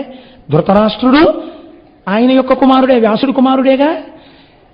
అటువైపు వాళ్ళు అలా చేశారు. ఇటువైపు అటువైపు చెప్పగలిగిన సమర్థత నీది అయినప్పుడు నన్నింత అవమానాలు పాలు చేశారు. ఇది చెప్పడంలో అర్థం ఏమిటి? శాసించగలిగిన వాడివి, నీకెదురు తిరిగితే శాపవాక్యం విడిచిపెట్టగలిగిన వాడివి. ఇది అడగదు ఆవిడ. ఇది ఆవిడ తెలివితేటలు. అమ్మ బాబోయ్, ద్రౌపదీదేవి లాంటి క్యారెక్టర్ ఎక్కడ ఉంటుందండి? ఈ మూడు చెప్పింది. ఈ మూడు చెప్తే ఇప్పుడు వ్యాసుడు వీళ్ళు గెలవడానికి మార్గం చెప్తాడు. ఇది ఎవరి ఉన్నతికి పనికొస్తుంది? పాండవుల ఉన్నతికి పనికొస్తుంది. తన కష్టం చెప్పి తన భర్తల్ని గెలిపించుకుంది తప్ప వీళ్ళు చేతకాని వాళ్ళైన నిన్ని కష్టాలు పెట్టారని భర్తల మీద వ్యాసుడికి చెప్పలేదు. వాళ్ళు ఎంత ధర్మం తప్పి ప్రవర్తించారో వ్యాసుడికి చెప్పి వ్యాసుడి సలహా చేత భర్తల్ని రక్షించుకుంది. ఇది మహాపాతివ్రత్యం అంటే. ద్రౌపది లాంటి స్త్రీ చాలా అరుదుగా కనపడుతుందండి మీకు. మహాభారతమే. అబ్బో, సరే ఇంకెన్ని ఉపమానాలు వేస్తాను దాని గురించి. భయం ఏమిటంటే గబుకునాటి వెళ్ళిపోతుందేమో ప్రసంగం అని అప్పటికప్పుడు అడ్డుకట్ట వేసుకుంటూ ఉండడం. కనుక ద్రౌపదీదేవి మాటలు చెప్తే వ్యాస భగవానుడు అన్నాడు, కౌరవులను మీరును నా కారయగా యొక్క భంగి అయినను. చూసారా, వచ్చేసింది నోటి వెంట. ఏది ద్రౌపది కోరుకుందో ఆ మాట వచ్చేసిందంటే వ్యాసుడి దగ్గర నుంచి. మీకేం కావాలో అది అవతల వారితో అనిపించుకోవడంలో ఉందండి గొప్ప, మీరు అడగడంలో లేదు. ఇది మాట యందు నైపుణ్యం. కౌరవులను మీరును నా కారయగా యొక్క భంగి అయినను ధర్మశ్రీరహి చెందుట మీయడ కూరిమి కరమలదు చుండు గుణరత్న నిధుల్. ఆయన అన్నారు, అటు కౌరవులు నా వాళ్లే, ఇటు మీరు నా వాళ్లే, అయినా మీరు నాకు కావలసిన వాళ్లే, కానీ ధర్మము మీ పట్ల ఉన్నది. కాబట్టి ధర్మము మీ పట్ల ఉన్నదే గుణములుగా మారింది మీ ఎడల. కాబట్టి నా అనుగ్రహం మీ అందే ఉంటుంది, మీకే ఉంటుంది, దాని వలన మీరు గెలుపొందుతారు అన్నాడు. ఇది చాలా చమత్కారమైన మాట అండి. ఇది నేను చిన్న వివరణ చెయ్యకపోతే నేను కించిత్ దోషం చేసిన వాణ్ణి అవుతాను. మీకు పాండవులకు ఇంత శ్రేయస్సు కలగడానికి ప్రధాన కారణం ఏమిటో తెలుసా అండి? ఇంటికి పెద్దరికం అని ఒకటి ఉంటుంది. ఇంటికి పెద్దరికం వహించేటటువంటి వాడెవరో వాడు ధర్మం కోసం దేన్నైనా త్యాగం చేయడానికి సిద్ధపడిపోయే మనస్సు పెంచుకోవాలి. కనీసంలో కనీసం ఒక పెద్ద వయస్సు వచ్చేసేటప్పటికైనా స్థితి వచ్చేసేయాలి, లేకపోతే ఆ జీవితానికి అర్థం ఉండదు. మీరు చూడండి, ఒకానొకప్పుడు భీముడు అధిక్షేపించాడు ధర్మరాజు గారిని, ఆయన వల్ల ఈ కష్టాలన్నీ వచ్చాయన్నాడు. ద్రౌపదీదేవి ఏం చెప్పిందో తెలుసా అండి భీముడితో? నీకేం తెలుసు ధర్మరాజు గురించి అని అడిగింది. నీకు ధర్మరాజు గురించి తెలుసు అనుకుంటున్నావా? ఆయన వల్ల కష్టాలు వచ్చాయంటావేంటి? అసలు నువ్వు, మిగిలిన అన్నదమ్ములు, నేను, కుంతి ఇవాళ అన్నం తింటున్నావంటే ఎవరి వల్ల తెలుసా? ధర్మరాజు వల్లే. ధర్మరాజు ఎవరో నీ చెప్తాను వినంది. ఎవరు? ఆయన తోడబుట్టినవాడు, ఈవిడ మధ్యలో వచ్చిన భార్య. కానీ తోడపుట్టిన వాళ్ళకన్నా అందుకే సప్తపది 7 అడుగులు వేసేటప్పటికీ జీలకర్ర బెల్లం పెట్టుకునేటప్పటికి ఆయన ఏమిటో ఆవిడికి తెలిసిపోవాలి, ఆవిడేమిటో ఆయనకి తెలిసిపోవాలి. 2 శరీరాలు ఒక మనస్సుగా ఉండాలి. ఎంత అందంగా ఇప్పుడు ద్రౌపది భీముడికి చెప్పవలసిన అవసరం ఎందుకు వచ్చిందండి అంటే ద్రౌపది పత్నీత్వమునందు పండిపోయింది కాబట్టి ఇప్పుడు చెప్తోంది ఆవిడ. ఎంత గొప్పగా చెప్పిందండి.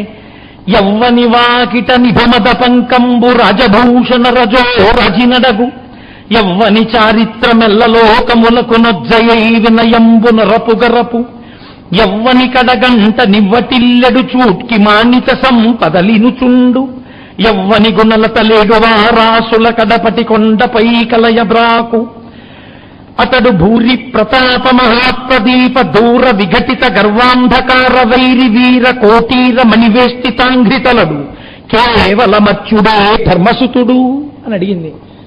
ఎంత ఆర్తితో వచ్చిందో చూడండి ఆ పద్యం. యవ్వని వాకిట నిభమద పంకంబు రాజభూషణ రజోరజినడగు. ఆయన ఇంటి ముందు ధర్మరాజు గారి అంతఃపురం ముందు ఏనుగులు తొండములనెత్తి ఘీకరిస్తుంటే మదజలం కారుతుంటుంది వాటిలోంచి. ఇదే ఐశ్వర్యములలో చిట్ట చివరి హద్దు కింద చెప్తారు. ఇంకింతకన్నా ఐశ్వర్యం ఉండదు లోకంలో.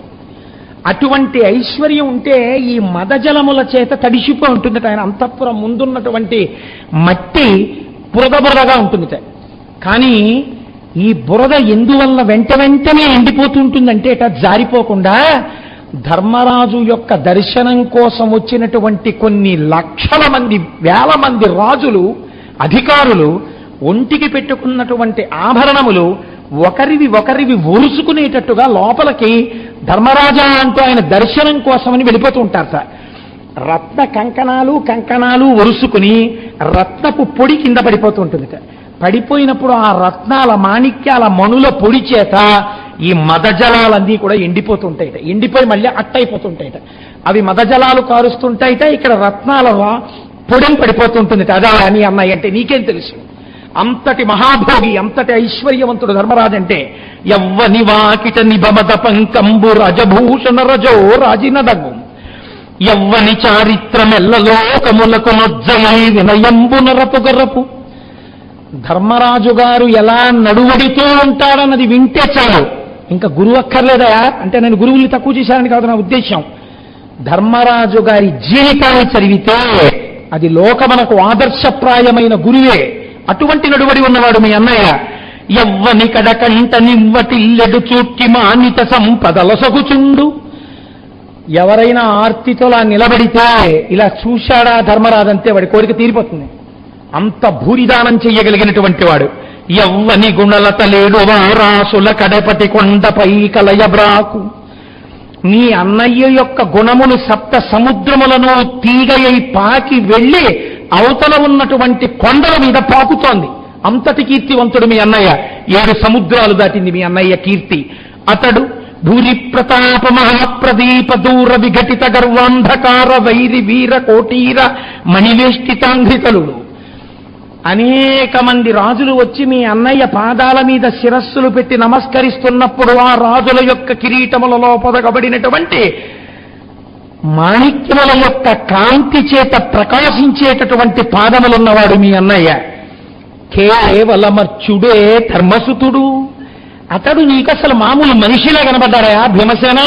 మీ అన్నయ్య అంటే ఏమిటో తెలుసుకో.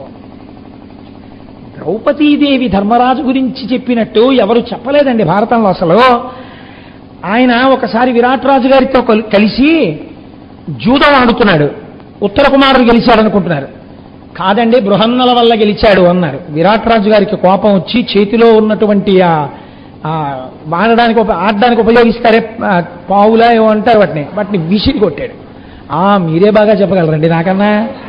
విసిరితే అవి వెళ్ళి ఆయన తల మీద తగిలి నెత్తురు పడుతోంది. పడుతుంటే ద్రౌపది అక్కడ ఉంది. ఆయన ద్రౌపది అన్నారు. ద్రౌపది అంటే బయటపడిపోతుంది కదండి, అందుకని ద్రౌపది అనడానికి వీలు లేదు. అక్కడే తిరుగుతున్నటువంటి సైరంధ్రి అన్నాడు ఆయన. ఆవిడ గబగబా వచ్చి ఒక బంగారు చెంబుతో నీళ్లు తెచ్చి నెత్తురు కడిగేసి తన పౌట కంగితో ఒత్తేసి, అసలు నేను పరపురుషుణ్ణి స్పృశించనని చెప్పిందే కీచక మరణానికి, ఎందుకు ఈయన దగ్గరికి వచ్చేటప్పటికి కంకుబట్టుకు అంత గబగబా కడిగేసింది? విరాట్ రాజు గారికి అనుమానం వచ్చింది. సైరంధ్రి ఏ కొంపలు పడిపోతాయో కంకుబట్టు నెత్తురు కడిగావన్నాడు. అంటే ఆవిడంది నీకేం తెలుసు? విమల వంశంబునకు పుణ్య వృత్తమునకు నువరలు ఈతని రక్తంబు వసుమతీశ ధరణిపై ఎన్ని బిందువులు తొరలే అన్ని వర్షములు కలుగు ఇందు నా వర్ష భయము. మహాపురుషుడు, ధర్మమూర్తి, గొప్ప వంశంలో పుట్టినవాడు, చారిత్రమ ప్రధానముగా కలిగినటువంటి ఈయన శరీరము నుంచి ఎన్ని రక్త బిందువులు నేల మీద పడతాయో అన్ని సంవత్సరములు ఆ పడిన భూమి యందు ఇంకా వర్షములు పడవు. నీ రాజ్యం అలా అయిపోకూడదని ఆయన నెత్తురు కడిగానంది. ఇది ధర్మరాజు అంటే. ధర్మరాజు శరీరమును గూర్చి, ఆయన నెత్తుటిని గూర్చి ప్రకృతి అలా చూస్తూ ఉంటుంది. ఆయనకి అపకారం జరిగితే వర్షం ఇవ్వడానికి ఇష్టపడదు. అంటే మీరు చూడండి, ఇది ధర్మరాజు అంటే. సరే, నేను నా ఆర్తి ఆపుకోలేక ఒక్కడి చెప్తాను. భీష్మాచార్యుల వారు దుర్యోధనుడితో చెప్తారు, నీకేం తెలుసు ధర్మరాజు గురించి? ధర్మజుడంటే ఎటువంటి వాడో తెలుసా? మాణిక్యం అండి పద్యం భారతంలో. బ్రాహ్మణ భక్తియు పరహిత శక్తియు నిర్మలమతియును నీతిరతియు సత్యభాషణమును సాధుపోషణమును చిర వితరణమును సేవ్యగుణము సన్మార్గరక్షయు ఉన్మత్త శిక్షయు అంచితోదయము కృపాతిశయంబు బంధు సంప్రీతియు భవ్య విభూతియు శాస్త్రోపగమము అస్కలితదమము సజ్జన స్తవనీయ సౌజన్యములను ధర్మ సంచిత బహుధన ధాన్యములను కలుగు అక్షీణ పుణ్య దోహలుడు ధర్మసూనుడున్న దేశంబున మానవులకును. ఆయన చెప్పాడు, దుర్యోధన నువ్వున్న చోట మంచివాళ్ళు పాడైపోతారు. ధర్మరాజు ఉన్న చోట ఏమవుతుందో తెలుసా? వ్యగ్రతతో కూడినటువంటి ప్రవర్తన ఉన్న వాళ్ళున్న చోటికి ధర్మరాజు గారు వెళ్ళి కొంతకాలం ఉంటే, ధర్మరాజు గారు వెళ్ళి కొంతకాలం మాట్లాడితే, ధర్మరాజు గారు అక్కడ నడిస్తే ఏమవుతుందో తెలుసా? దుష్టమైన ప్రజలకి కొన్ని లక్షణాలు వస్తాయి. బ్రాహ్మణ భక్తి వస్తుంది, పరహిత శక్తియు ఇతరులకు పెట్టేటటువంటి శక్తి వస్తుంది, నిర్మలమతియును స్వచ్ఛమైన బుద్ధి వస్తుంది, నీతిరతియు నీతి యందు ప్రవేశం వస్తుంది, సత్యభాషణమును సత్యం వస్తుంది, సాధుపోషణమును సాధువులను పోషించే లక్షణం వస్తుంది, చిర వితరణమును బాగా ఇతరులకి వితరణం చేసేటటువంటి బుద్ధి కలుగుతుంది. సేవ్య గుణము, ఇతరులను సేవించే లక్షణం వస్తుంది. సన్మార్గ రక్షయు, మంచి మార్గాన్ని మనం రక్షించాలన్న బుద్ధి పుడుతుంది. ఉన్మత్త శిక్షయు, వ్యగ్రతతో ప్రవర్తించే వాళ్ళని శిక్షించేట్టుగా ప్రజలే అయిపోతారు. అంచితోదయము, కృపాతిశయము, చక్కని నిర్మలమైన ప్రకాశవంతమైనటువంటి బుద్ధితో పాటు దయ కలిగినటువంటి వాళ్ళు అవుతారు. ఇన్ని లక్షణాలు దేనివల్ల వస్తాయో నీకు తెలుసా? ఆయనలో ఉన్నటువంటి ఆత్మవిభూతి ప్రజల యొక్క గుణ విభూతిగా మారిపోతుంది. ఆయన ఎక్కడున్నాడో అక్కడ చుట్టూ ఉన్న వాళ్ళు కూడా అలాగే ప్రవర్తిస్తారు. కారణం ఏమిటి? ఆయన ధర్మ నిరతి అటువంటిది, ఆయన చారిత్రం అటువంటిది, ఆయన నడువడి అటువంటిది, అది శంకింపలేనిది, అది అనుమానమునకు కూడా అందదు.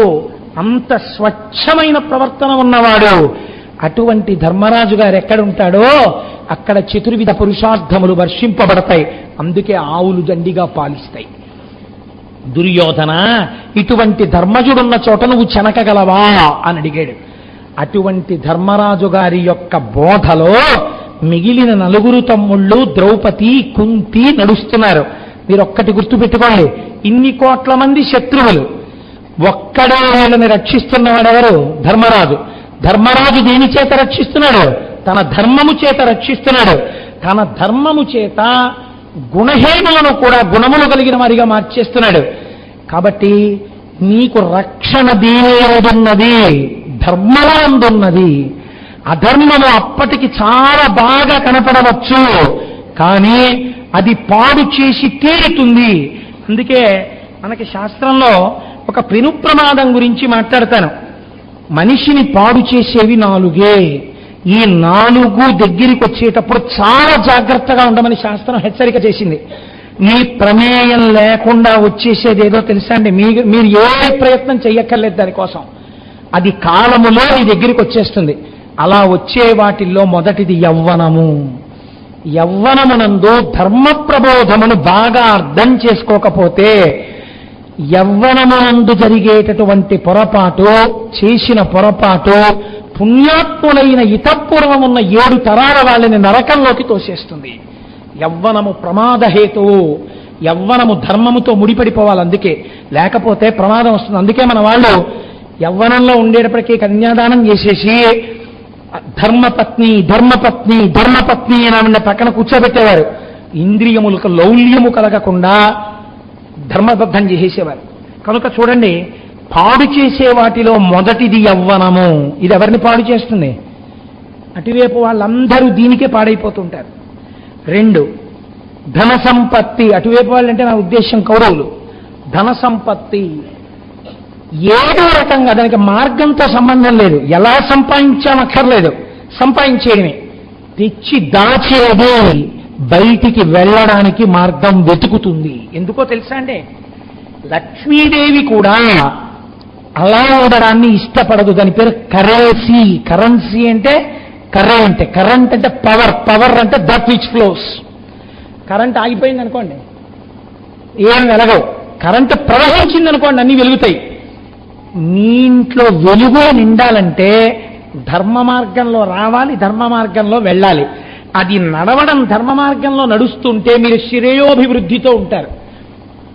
అధర్మ మార్గంలో వచ్చి అధర్మ మార్గంలో వెడుతోందనుకోండి, ఏడుస్తూనే ఉంటాడు. ఎంతున్నా తృప్తి ఐశ్వర్యమునందు లేదు, ఈశ్వరానుగ్రహముగా మీ యందున్నది. మీకెప్పటికి ఎంత అవసరమో అది ఈశ్వరుడు మీకు ఇచ్చేస్తాడు మీ ధర్మం చేత. 2 మిమ్మల్ని కాటు వేసేది ధర్మ సంబంధము లేని అర్థము. 3వది అనుకోకుండా వచ్చినటువంటి ప్రభుత్వము. ప్రభుత్వం అనగా అధికారము. ఇప్పుడు ఈ అధికారం కొల్లగొట్టాడు, కానీ ఎప్పుడైనా పాండవులు వచ్చేస్తారేమో, శత్రువులకి దక్కిపోతుందేమో ఈ అధికారం అన్న భావన వాళ్ళకి దక్కకుండా చెయ్యాలన్న తాపత్రయం ఎన్ని పాపాలైనా చేయించేస్తుంది. జనకుడు ప్రభుత్వం చేశాడు, మహాజ్ఞాని. నాదే ఉందంటూ రాజ్యం చేశాడు. ఇదే నేను కాదు, నా ప్రభుత్వం ఏమిటన్నాడు ఆయన. అప్పుడు ఆయన పాపం చేయడు. ఇది శాశ్వతం అనుకుని నిలబెట్టేసుకుందాం అనుకున్నవాడు ఉంటాడే, వాడి కంటికి ప్రతివాడే శత్రువే. వాడు ఏం చేస్తాడు? తల్లి లేదు, తండ్రి లేదు, బంధువు లేడు, అన్న లేడు, తమ్ముడు లేడు, స్నేహితుడు లేడు. మట్టు పెట్టేస్తుంటాడు తన అధికారం నిలబెట్టుకోవడానికి. తుట్టతుదన ఏమవుతాడు? తాను మట్టు పెట్టబడతాడు. కారే రాజులు రాజ్యములు గెలువరే, గర్భోన్నతిం పొందరే వారేరి, సిరి మూట కట్టుకొని పోవంజాలిరే, భూమిపై పేరైనం కలదే, శివి ప్రముఖులం ప్రీతిన్ యశక్కాములం, ఈరే కోర్కెలు వరలం తలపరే ఇక్కాలమున్ భర్గవ. కాబట్టి నాకు తరచూ అనిపిస్తుంటుంది ఒక విషయం. ఇప్పుడు నేను చెప్తున్నవి ఎక్కడ అనుకుంటున్నారు? ఇన్ని విషయాలు పద్యాలు చదివితే అసలు విషయం పక్కకెళ్ళిపోతుందని నేను పక్కన పెట్టేశాను. 4 మహాభారతం యొక్క సారాంశం ఈ 4 నేను చెప్తున్నది. 4వది అవివేకము. ప్రయత్నపూర్వకముగా గురువు ఆశ్రయించి మంచి మాటలు రోజు వినడం, రోజు చదవడం, రోజు తెలుసుకోవడం అలవాటు చేయకపోతే శరీరం ఎలా మలినమవుతుందో, లోపల నుంచి మలము ఎలా పైకొస్తూ ఉంటుందో, కంట్లోంచి పుసి, చెవిలోంచి గులిమి, స్వేదరంధ్రులలోంచి చెమట వచ్చినట్టు లోపల ఉన్నది పక్కకి వెళ్ళిపోయి మళ్లీ రజోగుణ తమో గుణాలు వచ్చేస్తుంటాయి. కాబట్టి ప్రతిరోజు భగవత్ సంబంధమైన విషయంలో తలమునకలుగా ఉండాలి ప్రయత్నపూర్వకంగా. ఆ సత్వగుణం ఈశ్వర భక్తి తుడిచేస్తుంటుంది దీన్నంతటినీ. ఇది లేకపోతే అవివేకం ఏర్పడుతుంది. అవివేకమే అజ్ఞానము, అజ్ఞానం వలన చీకటి, చీకటి వలన తెలుసుకోవలసిన వస్తువు తెలుసుకోలేకపోవడం, దానివల్ల మళ్ళీ జన్మ పరంపర, మళ్ళీ హేయమైన జన్మల్లోకి వెళ్ళిపోతాడు. అవివేకము ఈ 4 పాడు చేసేస్తున్నాయిరా. ఈ 4 తస్మాత్ జాగ్రత్త జాగ్రత్త. 4 ఉండడం తప్పు కాదు, యవ్వనం ఉండడం తప్పు కాదు, కానీ యవ్వనమునందు ధర్మనిరతి చాలా ముఖ్యం. ధనము ఉండడం తప్పు కాదు, ధనమునందు ధర్మనిష్ట ముఖ్యం. అహంకారం లేకుండా ఉండగలగడం ముఖ్యం. ప్రభుత్వం ఉండడం తప్పు కాదు, దిక్కుమాల ప్రభుత్వం ఉంటుంది ఏంటో నేను గట్టిగా కౌగిలించుకుంటే మాత్రం ఉంటే ఉంటుంది, ఊడిపోతుంది. ఉన్న అధికారాన్ని మంచి పనులకు వినియోగిస్తానని చేసుకుని వెళ్ళిపోతూ ఉండడం. ఈ పుణ్యం వల్ల నేను ఉంటాను, ఈ పుణ్యం చేయడానికి నాకు ఈ అధికారం అని చేసిన వాడెవడున్నాడో వాడికి అధికారం పాడు చేయడు. 4వది అవివేకం. ప్రయత్నపూర్వకంగా ఉన్న అవివేకాన్ని తుడిచిపెట్టుకోకపోతే అదే లోపల కూర్చుని పాడు చేసేస్తుంది. కాబట్టి ఈ 4 లేకుండా చెయ్యగలిగిన వాడు ధర్మరాజు. ఈ 4 లేకుండా ధర్మాన్ని పట్టుకుని ఉంటాడు కాబట్టి కింద వాళ్ళు రక్షింపబడుతుంటారు. ఇది వ్యాసుడు చెప్తున్నాడు. ఈ ధర్మనిరతి నీ యందు ఉన్నది, అందుకని నా మొగ్గు నీవేపే. కాబట్టి మీరేం చేస్తారో తెలుసా? మీరు వాళ్ళు కూడా నాకు ఇష్టమైనా సరే నేను మీకొక్క విషయం చెప్తాను. అనిన ఋషీంద్రుడిట్లనియే అద్దియే సౌఖ్య విధానమౌపదంబు అనితర తుల్యమా హరు మహాత్ముని గూర్చిత పంబనర్ప నీ ఎనుజుని కవ్వడింబనుపు మాతడు ధీరుడు ఆ కార్యసిద్ధి వేగని పునరించి పుచ్చడు అకల్మష చిత్త అటుల్ పునర్పుమా. మీకు కృష్ణ భగవానుడు ఏది చెప్పాడో అది సత్యం. మీకు ఎంతమంది శత్రువులు ఉండనివ్వండి, మీరు గెలవాలంటే మీకు శివానుగ్రహం కలగాలి. దీనికి ఎవడు సమర్థుడో తెలుసా? ఆయనేమో దారి చూపించి వెళ్ళిపోయాడు, వ్యాసుడేమో ఆ దారిలో ఎలా నడవాలో చెప్తున్నాడు. ఇదే ఈశ్వరానుగ్రహం అంటే. మహాత్ముల రూపంలో వచ్చి చూపిస్తున్నది పాండవులకి, వాళ్ళు చేసుకున్న ధర్మం వాళ్ళని అలా రప్పించిందంతే. కాబట్టి ఇప్పుడు ఏమైంది? మీరు మీలో ఉన్నటువంటి వాళ్ళల్లో పాండవ మధ్యముడైనటువంటి అర్జునుణ్ణి తపస్సు చేయడానికి ఇంద్రకీలాద్రి పర్వతం మీదకి పంపించండి. ఆ ఇంద్రకీలాద్రి పర్వతం మీద అర్జునుడు శంకరుడు గురించి తపస్సు చేస్తాడు. శంకరుడు ప్రత్యక్షమైనప్పుడు పాశుపతాస్త్రాన్ని అడగండి. ఆ పాశుపతాస్త్రం మీ చేతిలో పడిందా? ఈశ్వరుడు మీకు అస్త్రం ఇచ్చాడంటే ఏమిటి దాని అర్థం? విజయీ భవ అన్నట్టు. శంకరుడి నోటి వెంట ఆ మాట వచ్చిందా? ఇన్ని కోట్ల మంది శత్రువులుంటే నీకేమిటయా? ఏ క్షణంలో వాళ్ళు పైకొస్తే నీకేమిటయా? మిమ్మల్ని ఎవరు ఏం చెనకలేరు ఇంకా. కాబట్టి ఈ అర్జునుణ్ణి పంపండి అన్నాడు. అనేసరికి ఈ అర్జునుణ్ణి మహానుభావుడు మీరుటుల సల్పకున్నను వైరుల చనకంగలేను వాస్తవమిది ఆ కౌరవనాథుడు పెక్కురు శూరుల సాయము చింది శోభిలుచుండెన్. మాకు కూడా బలం ఉంది కదా, ఇప్పుడు అర్జునుడు వెళ్ళాలా, తపస్సు చెయ్యాలా, అంత అవసరం ఉందంటారా, పంపకపోతే పర్వాలేదంటారా అని అనుకుంటున్నారేమో. ఈ మాట కూడా చెప్పేస్తున్నాను. మీకు ఎన్ని ఉన్నా మీరు వెళ్ళి తపస్సు చేయకపోతే, అర్జునుడికి శివానుగ్రహం కలగకపోతే, ఏ అర్జునుడి మీద మీరు ఆశలు పెట్టుకున్నారో ఆ అర్జునుడు శత్రువులను ఓడించలేడు. మీరు విజయమును పొందలేరు కనుక శివానుగ్రహానికి అర్జునుడు వెళ్ళవలసిందే చెప్పేశాడు వ్యాస భగవానుడు. చెప్పి ఎలా వచ్చాడో అలా వెళ్ళిపోయాడు. ఇప్పుడు అర్జునుడు ఇంద్రకీలాద్రి పర్వతానికి చేరుకున్నాడు. అన్నగారి దగ్గర తమ్ముళ్ళ దగ్గర సెలవు తీసుకుని బయలుదేరాడు. వెళ్ళి చక్కగా కూర్చుని ప్రతిరోజు ఆరాధన మొదలుపెట్టాడు. పరమనిష్టతో పరమశివుడి గురించి తపస్సు చేస్తున్నాడు. ఇలా తపస్సు చేస్తుండగా ముందు పరమశివుడు రాలేదు. కొన్ని సంవత్సరాల తపస్సు పూర్తయిన తర్వాత అర్జునుడి తండ్రి గారైనటువంటి ఇంద్రుడు ఒక వృద్ధ బ్రాహ్మణ వేషంలో వచ్చాడు.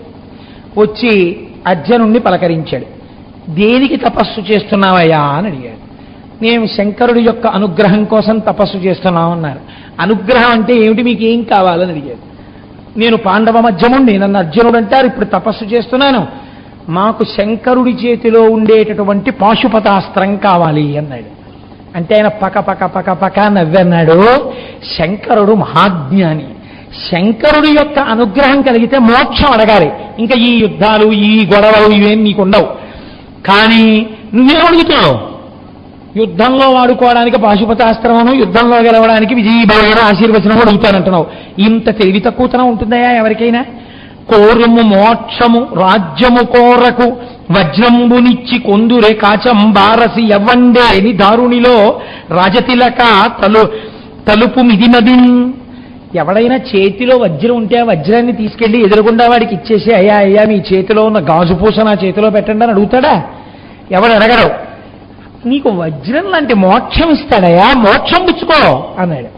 అంటే తన క్షాత్రధర్మాన్ని విడిచిపెట్టేస్తాడా చూశాడు ఇంద్రుడు. ఆయన అన్నాడు, నాకేం కావాలో నాకు తెలుసు, మా అన్నగారి ఆజ్ఞ నాకు శిరోధార్యం.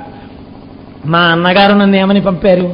శివానుగ్రహంతో పాశుపతాన్ని పట్టమని పంపారు.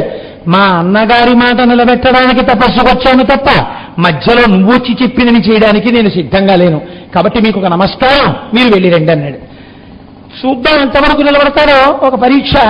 ఇంద్రుడు అదే పనిగా వేధిస్తున్నాడు. మీ అన్నయ్య చెప్తాడు, ఆయన సొమ్మెం పోయింది, ఇవాళ పాశుపతం తెమ్మంటాడు, రేపు యుద్ధంలో ప్రయోగించమంటాడు, శత్రువుల్ని చంపమంటాడు, ఎందుకు వచ్చిన పాపాలు ఎందుకు వచ్చిన పుణ్యాలు, మోక్షం కోరుకో. అర్జునుడు అన్నాడు, అనిన గిసుకొంది విజయుడా అగ్రకులని కని అనియే పొంగుని కేటి కనవసరపు జోలియన మానకతడు హెచ్చుగవచింప చాలు మాటాడకిక మీద శాస్త్రీయగును. నీకిన్ని మాటలు చెప్తున్నా అస్తమానం ఏదో బోధ చేస్తాయేంటి? మీ అన్నయ్య సంగతి నీకెందుకు, మీ అన్నయ్య సంగతి నీకెందుకు, మీ అన్నయ్య మాట్లాడతాయేంటి? మా అన్నయ్య ఏది చెప్పాడో అదే నాకు శిరోధారి. నువ్వు ఏ మాటలు మాట్లాడకు. ఏదో వృద్ధ బ్రాహ్మణుడు కదా నమస్కారం పెట్టి జవాబు చెప్పాను, ఇంకా నన్ను కానీ విసిగించావా నీకు శాస్తి జరుగుతుంది, పో ఇక్కడి నుంచి. ఇప్పుడు ఇంద్రుడు సంతోషించాడు. అబ్బాయి నీకు గట్టి పట్టుదల ఉందిరా, నీ అన్నయ్య అడగమన్నాడో అడుగుతావు శివుడు కనబడితే అని తన నిజ రూపంతో సాక్షాత్కరించాడు. సాక్షాత్కరించి ఇక నుంచి నువ్వు పార్థివలింగాన్ని పంచాక్షరీ మహామంత్రంతో తపస్సు చేస్తూ ఆరాధన చెయ్యి. ఈ క్షాత్రధర్మాన్ని మాత్రం మర్చిపోకు. నీకు ప్రధానంగా ఎందుకు ఈ అస్త్రం కావాలో, ఎందుకు యుద్ధం చెయ్యాలో, ఎందుకు గెలవాలో, మీ అన్నయ్య మాట ఎలా నిలబెట్టాలో, ఎలా నువ్వు ధర్మ సంస్థాపన చెయ్యాలో ఇది మాత్రం మర్చిపోకో. అందుకే ఇటువంటి పరీక్ష శివుడు పెట్టాడు మళ్ళీ అని చెప్పి వెళ్ళిపోయాడు. అక్కడ కూర్చుని ఇంద్రుడు ఘోరమైనటువంటి తపస్సు మొదలుపెట్టాడు. ఆ పార్థివలింగాన్ని ఆరాధన చేస్తున్నాడు. ఒక ఆశ్రమాన్ని నిర్మాణం చేసుకున్నాడు. ఎవరైనా చూస్తే అసలు అర్జునుడు అనుకోరు. అలాంటి పరిస్థితులలో ఉన్నాడు. చిత్రం ఏమిటంటే ఆయన్ని విడిచిపెట్టకుండా ఉండేది ఒకటి ఉంది, ఒక్క విరాట పర్వంలో తప్ప, గాంధీవం. గాంధీవం మాత్రం దగ్గరించుకున్నాడు. ఆ గాంధీవం ఎంతమంది చేతులు దాటి ఎన్ని వేల సంవత్సరాల తర్వాతనో ఖాండవ వనదహనం తర్వాత అగ్నిహోత్రుడు నుండి మహానుభావుడు అర్జునుడికి వచ్చింది. కాబట్టి ఆ గాంధీవం పట్టుకుని వింటినారి కడతాట అర్జునుడు. అసలు వింటినారి కట్టేటప్పుడు ఆ పైన ఉన్నటువంటి ఆ నారి విప్పుతాట, విప్పి వంగి కింద ముడేస్తాట. ముడేసి బాగా అది స్థితిస్థాపక శక్తితో ఉంది అని నిరూపించుకున్న తర్వాత ఒక్కసారి దాన్ని బాగా ముందుకి నిలబెట్టి ఎడంచేత్తో పట్టుకుని కుడి చేత్తో ఆకర్ణాంతము చెవి వరకు లాగుతట్ట, వింటినారిని లాగి వదిలిపెడతట. వదిలిపెట్టినప్పుడు దాంట్లోంచి టంకారధ్వని వస్తుంది. ఈ ధ్వనికి ఏమవుతుందో తెలుసా అండి? అసలు శత్రు సైన్యంలో ఉన్నటువంటి కొన్ని లక్షల మంది గుండె పగిలి చచ్చిపోతారట. ఆయన చేసేటటువంటి ఆ గాంధీవపు టంకార ధ్వని అంత గొప్పది. అసలు ఒక మోస్తరు సామాన్యులైతే గాంధీవం వంక చూస్తే కళ్ళు మళ్ళీ కనపడవు, అంత తేజస్సుతో ఉంటుంది. మీరు అసలు ఆ గాంధీవం గురించి చదువుతుంటే తెల్లబోసం ఏమిట్రా అసలు ఈ ఆయుధాలని, తపశ్శక్తి చేత వచ్చినటువంటి ఆయుధాలు అవన్నీ. కాబట్టి ఇప్పుడు అటువంటి గాంధీవాన్ని మాత్రం దగ్గరించుకున్నాడు. శంకరుడు పాశుపతాస్త్రం కావాలంటాడు, పాశుపతాస్త్రం అంటాడు. నేను ఇల్లు కనబడితే సరే పట్టుకుపోని ఇచ్చేశాననుకో, దాన్ని పట్టుకు నిలబడగలిగిన ధైర్యం ఉన్నవాడై ఉండాలిగా, యుద్ధం చెయ్యగలిగినటువంటి నేర్పరితనం ఉండాలిగా. చూద్దాం అసలు ఎంతవరకు నిలబడతాడో. తాతగారు మహాప్రాజ్ఞుడు, మనవడికి చెస్ బాగా నేర్పగలడు, చదరంగం. అటువంటి తాతగారు మనవడు ఏదో పోటీలకు ఎడుతున్నాడు. నిజానికి తాతగారి ముందు మనవడైన నిలబడలేడు, ఆయన ఎత్తులేస్తే ఎంతవరకు నిలబడతాడో మనవడు చూద్దామని ఆయన వచ్చి ఊరే నాతో చదరంగం ఆడరా అన్నాడు. మనవడు అటు కూర్చున్నాడు, తాతగారు ఇటు కూర్చున్నారు. మొట్టమొదట వేసినటువంటి ఎత్తుగడకే రాజుకి షా. ఇప్పుడు మనవడు తప్పుకోలేడు, ఇంకా మొదటి ఎత్తుగడ తాతగారు వేసేటప్పటికే అయిపోయిందంటే ఆట. కానీ తాతగారు చూద్దాం ఏం చేస్తాడో అని ఓ చిన్న అవకాశం ఇచ్చాడు. నువ్వు కొంచెం జాగ్రత్తగా చూడు, శకటం ఎలా తప్పిస్తే మీ రాజు బతుకుతాడన్నాడు. అలా కొంచెం కొంచెం తనే అవకాశం ఇస్తూ నడిపించి అవతల వారి బుర్ర పొదులెక్కించాడు. ఎక్కిస్తూ కొంతసేపు ఆడేటట్టుగా అవకాశం ఇచ్చాడు. లేకపోతే మొదటెత్తుకే ఆట అయిపోతుందండి. అందుకని ఇప్పుడు శివుడు ఆ స్థాయికి దిగిపోయాడు. కాసేపు ఆడదాం పిల్లాడితో, ఏం చేస్తాడో చూద్దాం, అసలు యుద్ధం చేస్తే ఎలా చేస్తాడో చూద్దాం. నేను శంకరుడుగా వచ్చి నిలబడి నేను కూడా చేతిలో మేరు పర్వతాన్ని పట్టుకున్నాను అనుకో, నేను కూడా చేతిలో ఆ పినాకం అనేటటువంటి ధనస్సు పట్టుకుంటే యుద్ధం చేయడు, నా కాళ్ళ మీద పడిపోయి స్తోత్రాలు చేస్తాడు. ఇప్పుడు నేను తెలియకుండా వెళ్ళాలి. అరణ్యంలో ఉన్నాడు కదా, అరణ్యంలో ఎక్కువ ఎవరు తిరుగుతుంటారు వేటాడడానికి? గిరిజనులు తిరుగుతుంటారు. కాబట్టి ఇప్పుడు నేను అటువంటి వేషంలో వెడతాను. వెళ్ళి నాకు అర్జునుడికి యుద్ధం రావడానికి ఏదో కారణం ఉండాలి, అటువంటి కారణాన్ని సృష్టిస్తాననుకున్నాడు. ఆయన దగ్గర ఉండని వాళ్ళు ఎవరండి? జగత పితరౌ వందే పార్వతీ పరమేశ్వరౌ, అన్ని గణాలు ఉంటాయి ఆయన దగ్గర. ఒక రాక్షసుడిని పిలిచాడు, ఆయన పేరు మూకాసురుడు. ఆయన్ని పిలిచి, ఉరే నువ్వు ఒక బ్రహ్మాండమైన అడవి పంది వేషం వేసుకో, అడవి పందిగా మారిపోయి అర్జునుడు తపస్సు చేసుకుంటున్నటువంటి పర్ణశాల దగ్గరికి వెళ్ళి పెద్ద రొద చెయ్యి. అడవి పంది రొద మామూలుగా ఉండదండి, ఎంతటి వాడికి భయం వేస్తుంది, అటువంటి చప్పుడు చేస్తుంది. అసలు మామూలు పంది ఎరిస్తేనే మనశ్శాంతి ఉండదు, ఇంకా అడవి పంది ఎరిస్తే ఎలా ఉంటుంది? కాబట్టి ఇదిగో ఇప్పుడు అటువంటి అడవి పందిగా వెళ్ళన్నాడు. కడు రొద చేయుచు ఇటన్నట్టు బుడిబడి తిరుగుచు పొదవగా నుంకించెడు చెడు నిషాటు కనుగొని ఎడదం యోజించినప్పుడు ఇంద్రజుడిక్కల్. అది అక్కడికి వెళ్ళింది, పెద్ద చప్పుడు చేస్తోంది. ఆయన కూర్చున్న దగ్గర అటొచ్చి చూస్తోంది, ఇలా వచ్చి చూస్తోంది, ఆయన వంకే చూస్తోంది, నోరు తెరుస్తోంది, పెద్ద చప్పుడు చేస్తుంది. అడవి పంది చేసే చప్పుడు కూడా చిత్రంగా ఉంటుంది. నోరు తెరిచి ముక్కుతో గాలి వెనక్కి లాగుతుంది, అదేం అలవాటు దానికి. మామూలుగా అండి అంటుంది, అనేటప్పటికీ ఆ ముక్కుతో వెనక్కి లాగితే ఒక రకమైన రొద కింద ఉంటుంది ఆ శబ్దం. అది ఎటువంటి వాడికి ఆ చప్పుడికి ఎవరో మన మీద అపకారం చేయబోతున్నారనిపిస్తుంది. ఆ అపకారము చేయబోతున్న ధ్వనికి క్షాత్రం ఉన్నవాడు కదండి మహావీరుడు, కళ్ళు తెరిచి చూశాడు. ఒక అడవి పంది నా ఎదురుగుండా వచ్చి అటు ఇటు తిరుగుతూ నన్ను చెనకడానికి నా ఎదురుగుండా నిలబడి రొద చేయగలదా ఆలోచించాడు. ఆయన అనుకున్నాడు, వీడెవ్వడో రక్కసుడిట పోడిగనరుదించి నన్ను పొందువంగనుటల్ చూడగతోచను మిన్నక రాడరి వర్షంబులోని రక్కసీతడవు. బహుశా వీడెవరో రాక్షసుడు, నా మీద ఏదో పూర్వకారణాలేవో పెట్టుకుని నన్ను నాకు అపకారం చెయ్యడం కోసం వచ్చినటువంటి వాడు, కాబట్టి వీడిని విడిచిపెట్టకూడదు, ఇప్పుడే వీడిని పరిమారుస్తాను అని ధనస్సు అందుకని బాణాన్ని ఎక్కుపెట్టి గురి చూసి కొట్టాడు. మీరు ఒకటి బాగా ఆలోచించండి, శివుడు ఎక్కడున్నాడు, అర్జునుడు ఎక్కడున్నాడు? నిజంగా మధ్యలో అడవి పంది ఉందనుకోండి, శివుడిటు అర్జునుడు ఇటు ఉన్నారనుకోండి, అటు ఇటు బాణాలు తగిలాయనుకోండి, అప్పుడు శివుడు అర్జునుడు ఇద్దరు ఎదురెదురుగుండా ఉన్నారా లేరా? కనపడతారు కదా ఒకళ్ళకొకళ్ళు. అంటే అసలు బాణం వేయకముందే అటు పక్కన ఇంకొక కిరాతుడు కనబడుతున్నాడు. ఇప్పుడు అదేమిటి, ఈ పంది మీద బాణం వెయ్యాలి కదా, వెయ్యకుండా అలా నించున్నాడు ఏమిటి మరి కిరాతుడు? బహుశా ఆయనే కదా అడవి పంది తరువుకు రావాలి. అందుకని అతనికి కూడా ఇందులో ఏదో భాగం ఉందేమో అని అర్జునుడికి అనుమానం వస్తుంది. అందుకే పురాణంలో అలా మాట్లాడలేదు. ఎలా మాట్లాడారంటే ఈయన ఇటు నుంచి వెయ్యలేదు, ఈయనకి వెనక్కి ఉన్నాడు శివుడు, అందుకే ఈయనకి శివుడు కనపడడు. కానీ బాణప్రయోగం మరి ఎలా జరుగుతుంది? ఇప్పుడు ఇద్దరి బాణాలు దాని మీద పడాలి, పడి ఇద్దరు మేము చంపామంటే మేము చంపామనాలి. వీరులకి గొప్పతనం ఏమిటో తెలుసా అండి? దిక్కుమాలిన పంది కోసం దెబ్బలాడుకోకూడదండి. ఎవరి బాణం వాళ్ళు దానికోసం దెబ్బలాడుకుంటారు. అది నా బాణం తీసుకుంటానని దెబ్బలాడతారు. కాబట్టి ఏమైంది? శివుని బాణంబు పృష్టంబు చెంది నోట వెలువడి ధరిత్రి చెందేను. ఆ అడవి పంది ఇలా నిలబడింది. నిలబడగానే ఈయనేం చేశాడు? శ్వేతవాహనుడు అర్జునుడున్నాడే, శరమ్ము వక్త్రంబు నుండి పుష్టమున వెడలి ప్రక్కబడియే అంతన మూర్ఖుడేంగే. ఆ అడవి పంది వంక అర్జునుడు ఇలా చూస్తుంటే అది ఇటు పక్కకొచ్చి ఆయన్ని చూస్తుంటే వెనక నుంచి శివుడు ఈయన వెనక నుంచి ఒక బాణం కొట్టాడు. కొట్టే ఈయన పక్కకొచ్చి నిలబడి అరుస్తున్నటువంటి అడవి పంది పృష్ఠభాగంలోంచి బాణం బయటికి వెళ్ళిపోయి నోట్లోంచి బయటకు వచ్చి నేల మీద పడిపోయింది.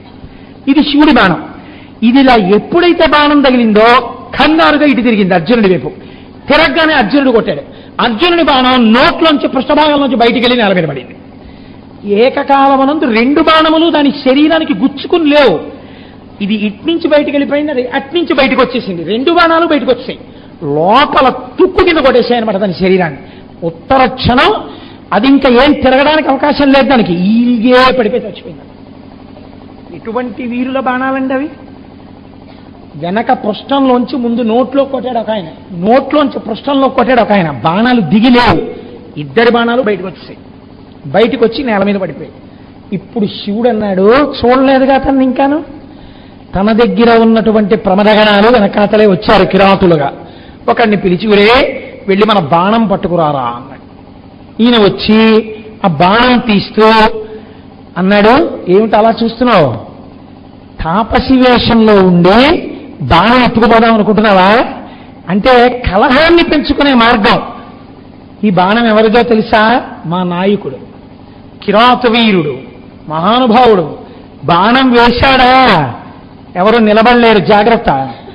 నువ్వు చంపాను నీ బాణానికి అనుకుంటున్నావేమో, ఇగో ఈ బాణానికి, ఇది తెమ్మన్నాడు అందుకు వచ్చానన్నాడు. ఎంత కోపం వస్తుందండి అర్జునుడికి సహజంగా. మహాపౌరుషం ఉన్నటువంటి వాడు, ఏ సామాన్యమైనటువంటి వాడు కాడు. ఆయన అన్నాడు, మీ కిరాతుడు వేసిన బాణానికి ఈ పంది చచ్చిపోయిందా? ఆ బాణం బతికెళ్ళడానికి వచ్చారా? ఏ ఇటువైపు బాణం నీకు కనబట్టాలా? నేనే వేశాను బాణం, ఈ బాణానికే చచ్చిపోయింది ఆ పంది. అది ముందు ఇక్కడికి వచ్చింది, నేనే ఎక్కువ పెట్టాను. ఎవరి బాణం ముందో ఎవరి బాణం వెనకో ఎవ్వరికీ తెలియదు. అంటే ఎంత చిత్రంగా జరిగిందో చూడండి. ఆ అడవి పంది సంహారం ఏకకాలమునందు ఇలా వెళ్ళాయి అంతే. రెండు బయటకు వచ్చేసి అడవి పంది చచ్చిపోయింది. నేను వేసిన బాణానికి చచ్చిపోయిందంటే అర్జునుడు, మా నాయకుడు వేసిన బాణానికి చచ్చిపోయింది, ఇదిగో బాణం పట్టుకెళ్తున్నానంటాడు కిరాతుడు. అంటే ఇద్దరి మధ్య వాదన పెరిగింది. వాదన పెరిగి అంత గొప్పవాడైతే, అంత మొనగాడైతే రమ్మణ యుద్ధానికి చూస్తానన్నాడు అర్జునుడు. ఇప్పుడు వచ్చేసింది నోటి వెంట ఈ మాట. ఈ మాట కోసమే పెద్ద ఆయన ఎదురు చూస్తున్నాడు. గభాల దూకాడు, కొండ మించి దూకి దగ్గరికి వచ్చాడు. ఎంత వేషం కట్టాడు అనుకుంటున్నారు? అసలే ఏనుగు చర్మం, పులితోలు, దాన్ని అడ్డంగా కట్టేశాడు. చక్కగా ఎప్పుడూ రెడీగా ఉంటుంది జటాజూటం, దాన్ని బాగా కొప్పు ముడేసేసాడు. దాని నిండా నెమలీకలు పెట్టేసుకున్నాడు. వెనకాతల ఓ కొయ్య ఆ బాణములు పెట్టుకునడానికి ఉండేటటువంటి ఆ పరికరాన్ని ఏర్పాటు చేసుకున్నాడు. అందులో కొన్ని బాణాలు ఎట్టుకున్నాడు. వెనకాతల ఆటవికులు వస్తున్నారు. తల్లి ఏ అమ్మవారి అనుగ్రహం కలిగినంత మాత్రం చేత శక్తి వస్తుందో అటువంటి తల్లి ఎరుకతగా మారిపోయింది.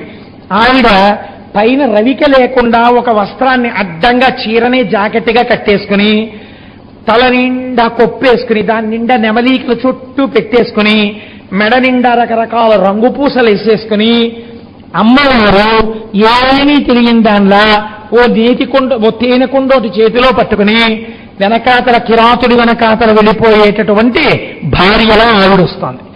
ఈయన ఒక్క దూకి కోపంతో పరిగెత్తాడు. పెరిగెత్తి నిలబడ్డాడు. ఎవడరా కుర్రా, నువ్వు కొట్టావు బాణాలని? ఏడి బాణాలు చూద్దాం, ఇద్దరం యుద్ధం చేసుకున్నాం అన్నాడు. యుద్ధం చేద్దామనేటప్పటికీ ముందు ఆయన గబగబా గాంధీవంలో బాణాలు పెట్టి వేస్తున్నాడు. గాంధీవంలో బాణాలు పెట్టి వేయడం అంటే మాటలు కాదు కదండి. టంకారం చేశాడు, నవ్వేట శివుడు. ఓహో పర్వాలేదు రోయ్, పెద్ద తప్పుడే చేశావు. ఇప్పుడు ఆయన చేతిలో ఏముంది? పినాకం లేదు కాబట్టి ఆయన పినాకమునకు ఉండేటటువంటి వింటినారిని చప్పుడు చేయలేదట. ఆయన హోం అన్నట్టు. ఇప్పుడు ఈ చప్పుడు విని అర్జునుడు ఉలిక్కిపడ్డట్టు. దేవుడు రోయ్, నేను ధనుష్టంకారం చేస్తే అందరూ ఉలిక్కి పడతారు, ఈ కిరాతుడి యొక్క అహంకారం ఏమిటి ఇలా ఉంది? అయ్యబాబోయ్ పర్వతాలు గూర్నిల్లెట్టుంది అని ఉలిక్కి పడ్డట. అంత అలా ఉంటాడనుకోలేడు. అమ్మో ఎందుకైనా మంచిది గట్టిగానే వెయ్యాలి బాణాలనుకున్నాడు. సవ్యసాచి కదండి, బాణాలు తీసి వేసేస్తున్నాడు శివుడి మీదకి. శివుడు కూడా కోపం నటించి చేతిలో వెదురు ధనస్సు పట్టుకున్నాడు, బాణాలు పట్టుకుని వేస్తున్నాడు. నిజంగా కానీ కొంచెం కోపం వచ్చేసింది అనుకోండి అర్జునుడు చేస్తున్న పనులకి, ఓ గట్టి బాణం పడిపోయింది అనుకోండి, పిల్లడు ఏమైపోతాడో. అందుని కొట్టాలి. ఎలా కొట్టాలి? చీతి చీతి చీతి అని లెప్ప మీద కొట్టాలి, గోప మీద తగలకుండా. అలా ఎంత గొప్ప యుద్ధం చేశారండి దయాళువు ఆ రోజున. శంకరుడత్మయందుదయ చాలగనంది కిరీటిపై కడుం జంకుచువేయు బాణములు శక్రసుతుండిక లాగి లాగి బల్బింకము చూపుచున్ శివుని పట్టుగా మోదుచునుండే అమ్ములన్ పొంకము మీర వీరి దురమ కనుచుండిరి నింగి దేవతల్. ఆశ్చర్యం ఏమిటంటే శివుడేమో కొట్నా వద్దా గట్టిగా దెబ్బ తగలదు కదా, గబాన నా చేతి బాణం తగిలి ఏమైపోడు కదా, రక్ష రక్ష ఆయుష్మాన్ భవ చిరంజీవ విజయీ భవ అనుకుంటూ మెల్లిగా ఒక్కొక్క చిన్ని బాణాలు వేస్తున్నాడు. అవి వచ్చి ఏదో ఇలా తగిలి ఇలా పడిపోతున్నాయి. ఈయన మాత్రం కోపంతో నన్ను బాణం వేసి కొట్టడమే అనుకుని శక్రసుతుండిక లాగి అంటే బాగా ఇలా ఇలా ఇలా ఇలా లాగేస్తున్నాడంటే వేసేస్తున్నాడు అనమాట. బాణాలు తీస్తున్నాడు, తగిలించేస్తున్నాడు, వేసేస్తున్నాడు. ఎప్పుడు ఆయన విచిత్రం ఒకటి జరిగిపోతుంది. ఏమవుతోంది? బాణాలు వేసేస్తుంటే ఇలా వెళ్ళిపోతున్నాయి, అక్కడ దాకా వెళ్ళి తగలకుండా కింద పడిపోతున్నాయి.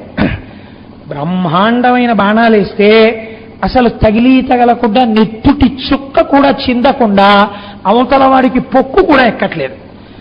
ఎంత కోపం వచ్చేసిందంటే ఎందుకు నాకు ఈ దిక్కుమాల దశనామాలనుకున్నట్టు. ఎందుకు అలా అనుకోవాలి? ఆయనకి అర్జున పల్గుణ పార్థ కిరీటీ శ్వేతవాహన బీభత్సో విజయజ్జిష్ణు సవ్యసాచి ధనంజయ. పిడుగుపడినప్పుడు చెప్తాం ఈ 10 నామాలు. అర్జున ఆయనకున్నటువంటి చాలా గొప్ప బిరుదునామాల్లో అదొకటి. అర్జున అంటే అవదాత వర్ణము అంటారు. అంటే ఇంకా అలాంటి రంగు ప్రపంచంలో ఎక్కడ ఉండదు. పాండవర్ణం వేరు. అంటే నేను అలా అన్నానని మరోలా అనుకోకండి. ఒళ్ళు ఒక రకమైన వ్యాధిగ్రస్తం అయిపోతే ఒక రకమైన తెలుపు ఏర్పడుతుంది. ఆ తెలుపు భయానకంగా ఉంటుంది. అలాంటిది కాదు. అసలు అటువంటి కాంతితో కూడినటువంటి తెలుపు, అంత సమ్మోహన శక్తి కలిగినటువంటి తెలుపు ఈ భూమండలం మీద లేదుట. అర్జునుడు ఒక్కడే అంత తెల్లగా ఉంటాడు. అంతటి తెల్లటివాడు కాబట్టి ఎంతమందిలో ఉన్నా తెలుస్తాడు అర్జునుడని. కాబట్టి ఆయన్ని అర్జున అని పిలిచేవారు. ఫల్గుణ, పూర్వ ఫల్గుని ఉత్తర ఫల్గుని నక్షత్రాల మధ్య సంధికాలంలో పుట్టాడు ఆయన. అటువంటి సంధికాలంలో పుట్టాడు కాబట్టి ఆయన్ని ఫల్గుణ అని పిలుస్తారు. పార్థ, కుంతీదేవికి పృథ అని ఒక పేరు. పృథకి కుమారుడు కాబట్టి పార్థి, ఆయనకి పార్థుడు అని ఒక పేరు. కిరీటి, ఇంద్రుడిచ్చినటువంటి కిరీటాన్ని పెట్టుకుంటాడు. అందులో ఉండేటటువంటి మణులలోంచి కేవలం తెల్లటి కాంతులే వస్తాయిట. ఆ తెల్లటి కాంతులు అర్జునుడు ఎక్కడైనా వచ్చి నిలబడితే ఈ జనరేటర్లు అవి ఎక్కర్లేదు. ఆయన వచ్చి కాకినాడలో అలా నిలబడ్డారనుకోండి, మొత్తం అంతా లైటింగ్ పడిపోతుంది అనమాట. అంత వెలుతురు పడుతుంది ఆ కిరీటంలోంచి. అందుకే దగ్గర నుంచి అసలు అర్జునుడి ముఖాన్ని తేరిపారి చూడలేరు. అంతటి మహానుభావుడంటే అర్జునుడంటే. అందుకే పిడుగులు పడవు ఆయన పేర్లు చెప్తే. అర్జునుడు అటువంటి అందగాడు కనుక అటువంటి కిరీటం పెట్టుకుంటారు కాబట్టి ఆయనకి కిరీటి అని పేరు.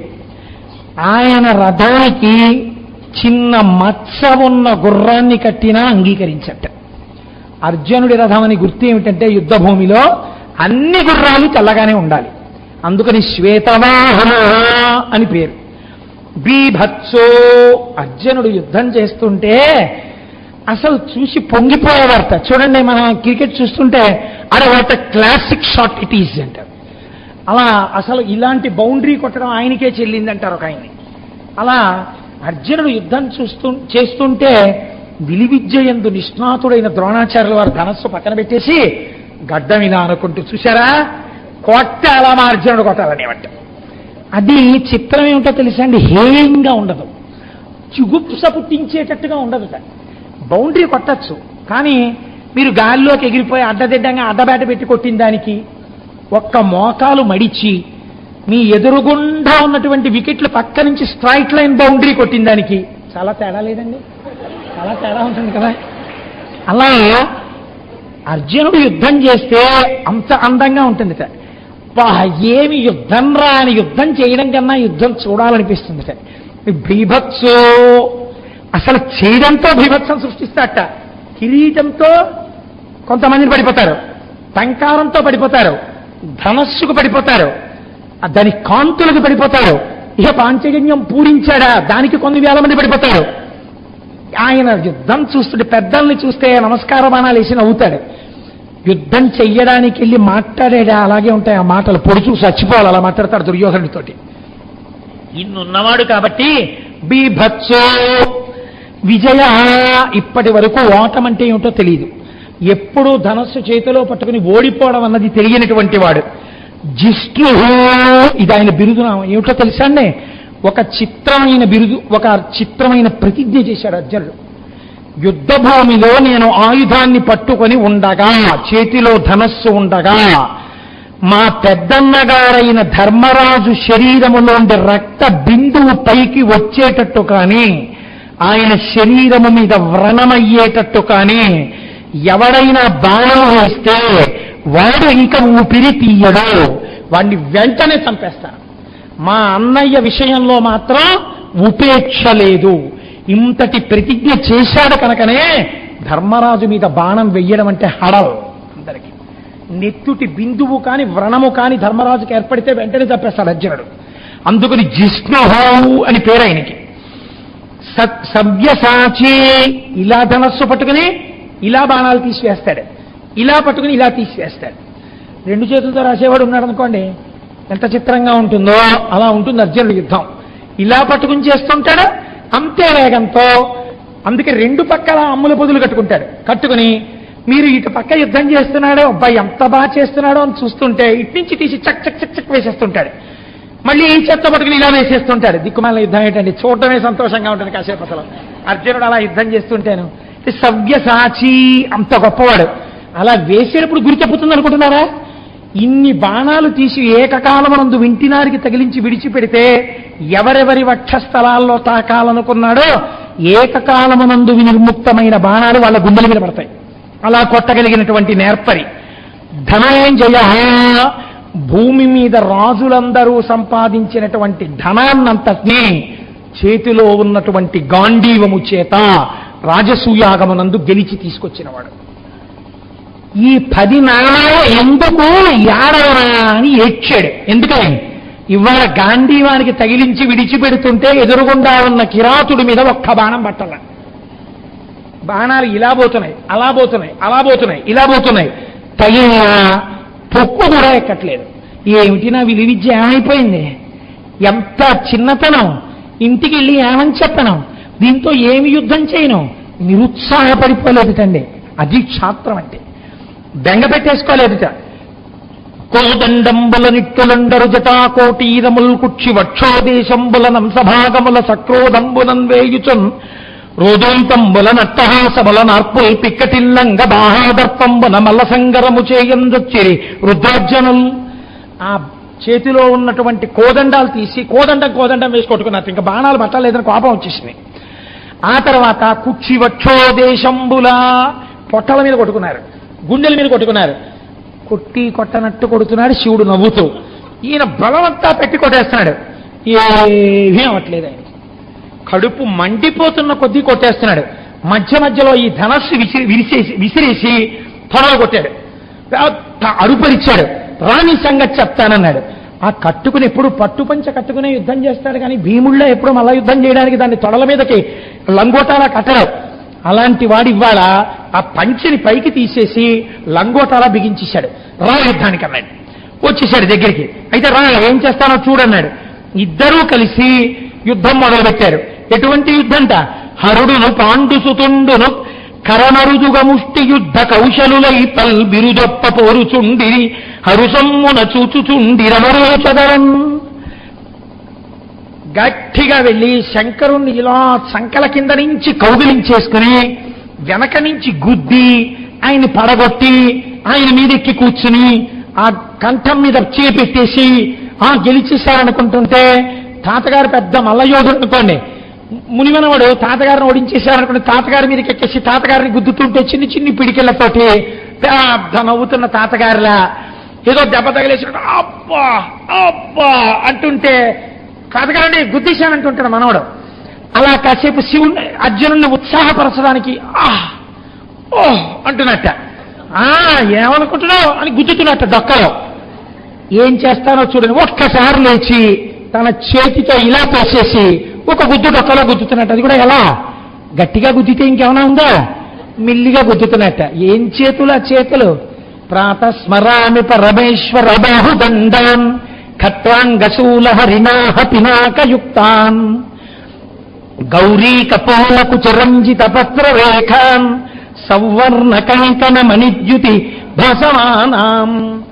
ఏ చెయ్యి అభయం ఇస్తుందో, ఏ శరీరాన్ని ఎవ్వరూ తాకరో, అప్రాకృత శరీరం తం అతిమన్మధరూపిణం భూతరేతి గలేభూతం సచిదానంద విగ్రహం మంది లింగపురాణం.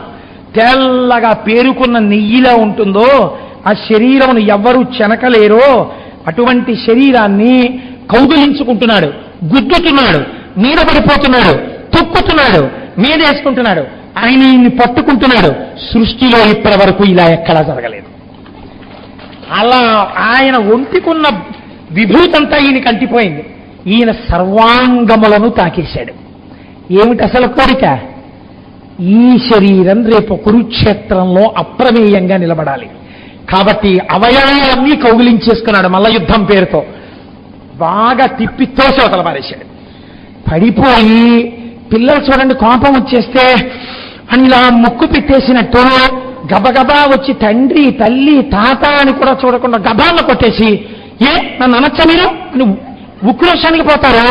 అలా వెళ్ళిపోయి పరిగెత్తుకుంటూ పక్కన పడిపోయిన గాంధీవం తీసుకుని పరిగెత్తుకుంటూ వచ్చేసి అలా నిలబడినటువంటి శంకరుడికి ఇంకా దగ్గరికి వెళ్తే పట్టుకుని గట్టిగా నొక్కేస్తున్నాడని కోపం వచ్చేసి దూరం నుంచి ఆ గాంధీవం ఎత్తి శంకరుడి జుటాజూటం మీద ఒక్క ప్రహారం కొట్టేటప్పటికి ఏమి మనకాడివిరా, ఎంత పౌరుషం రా నీకు అనుకున్నట్ట శంకరుడు.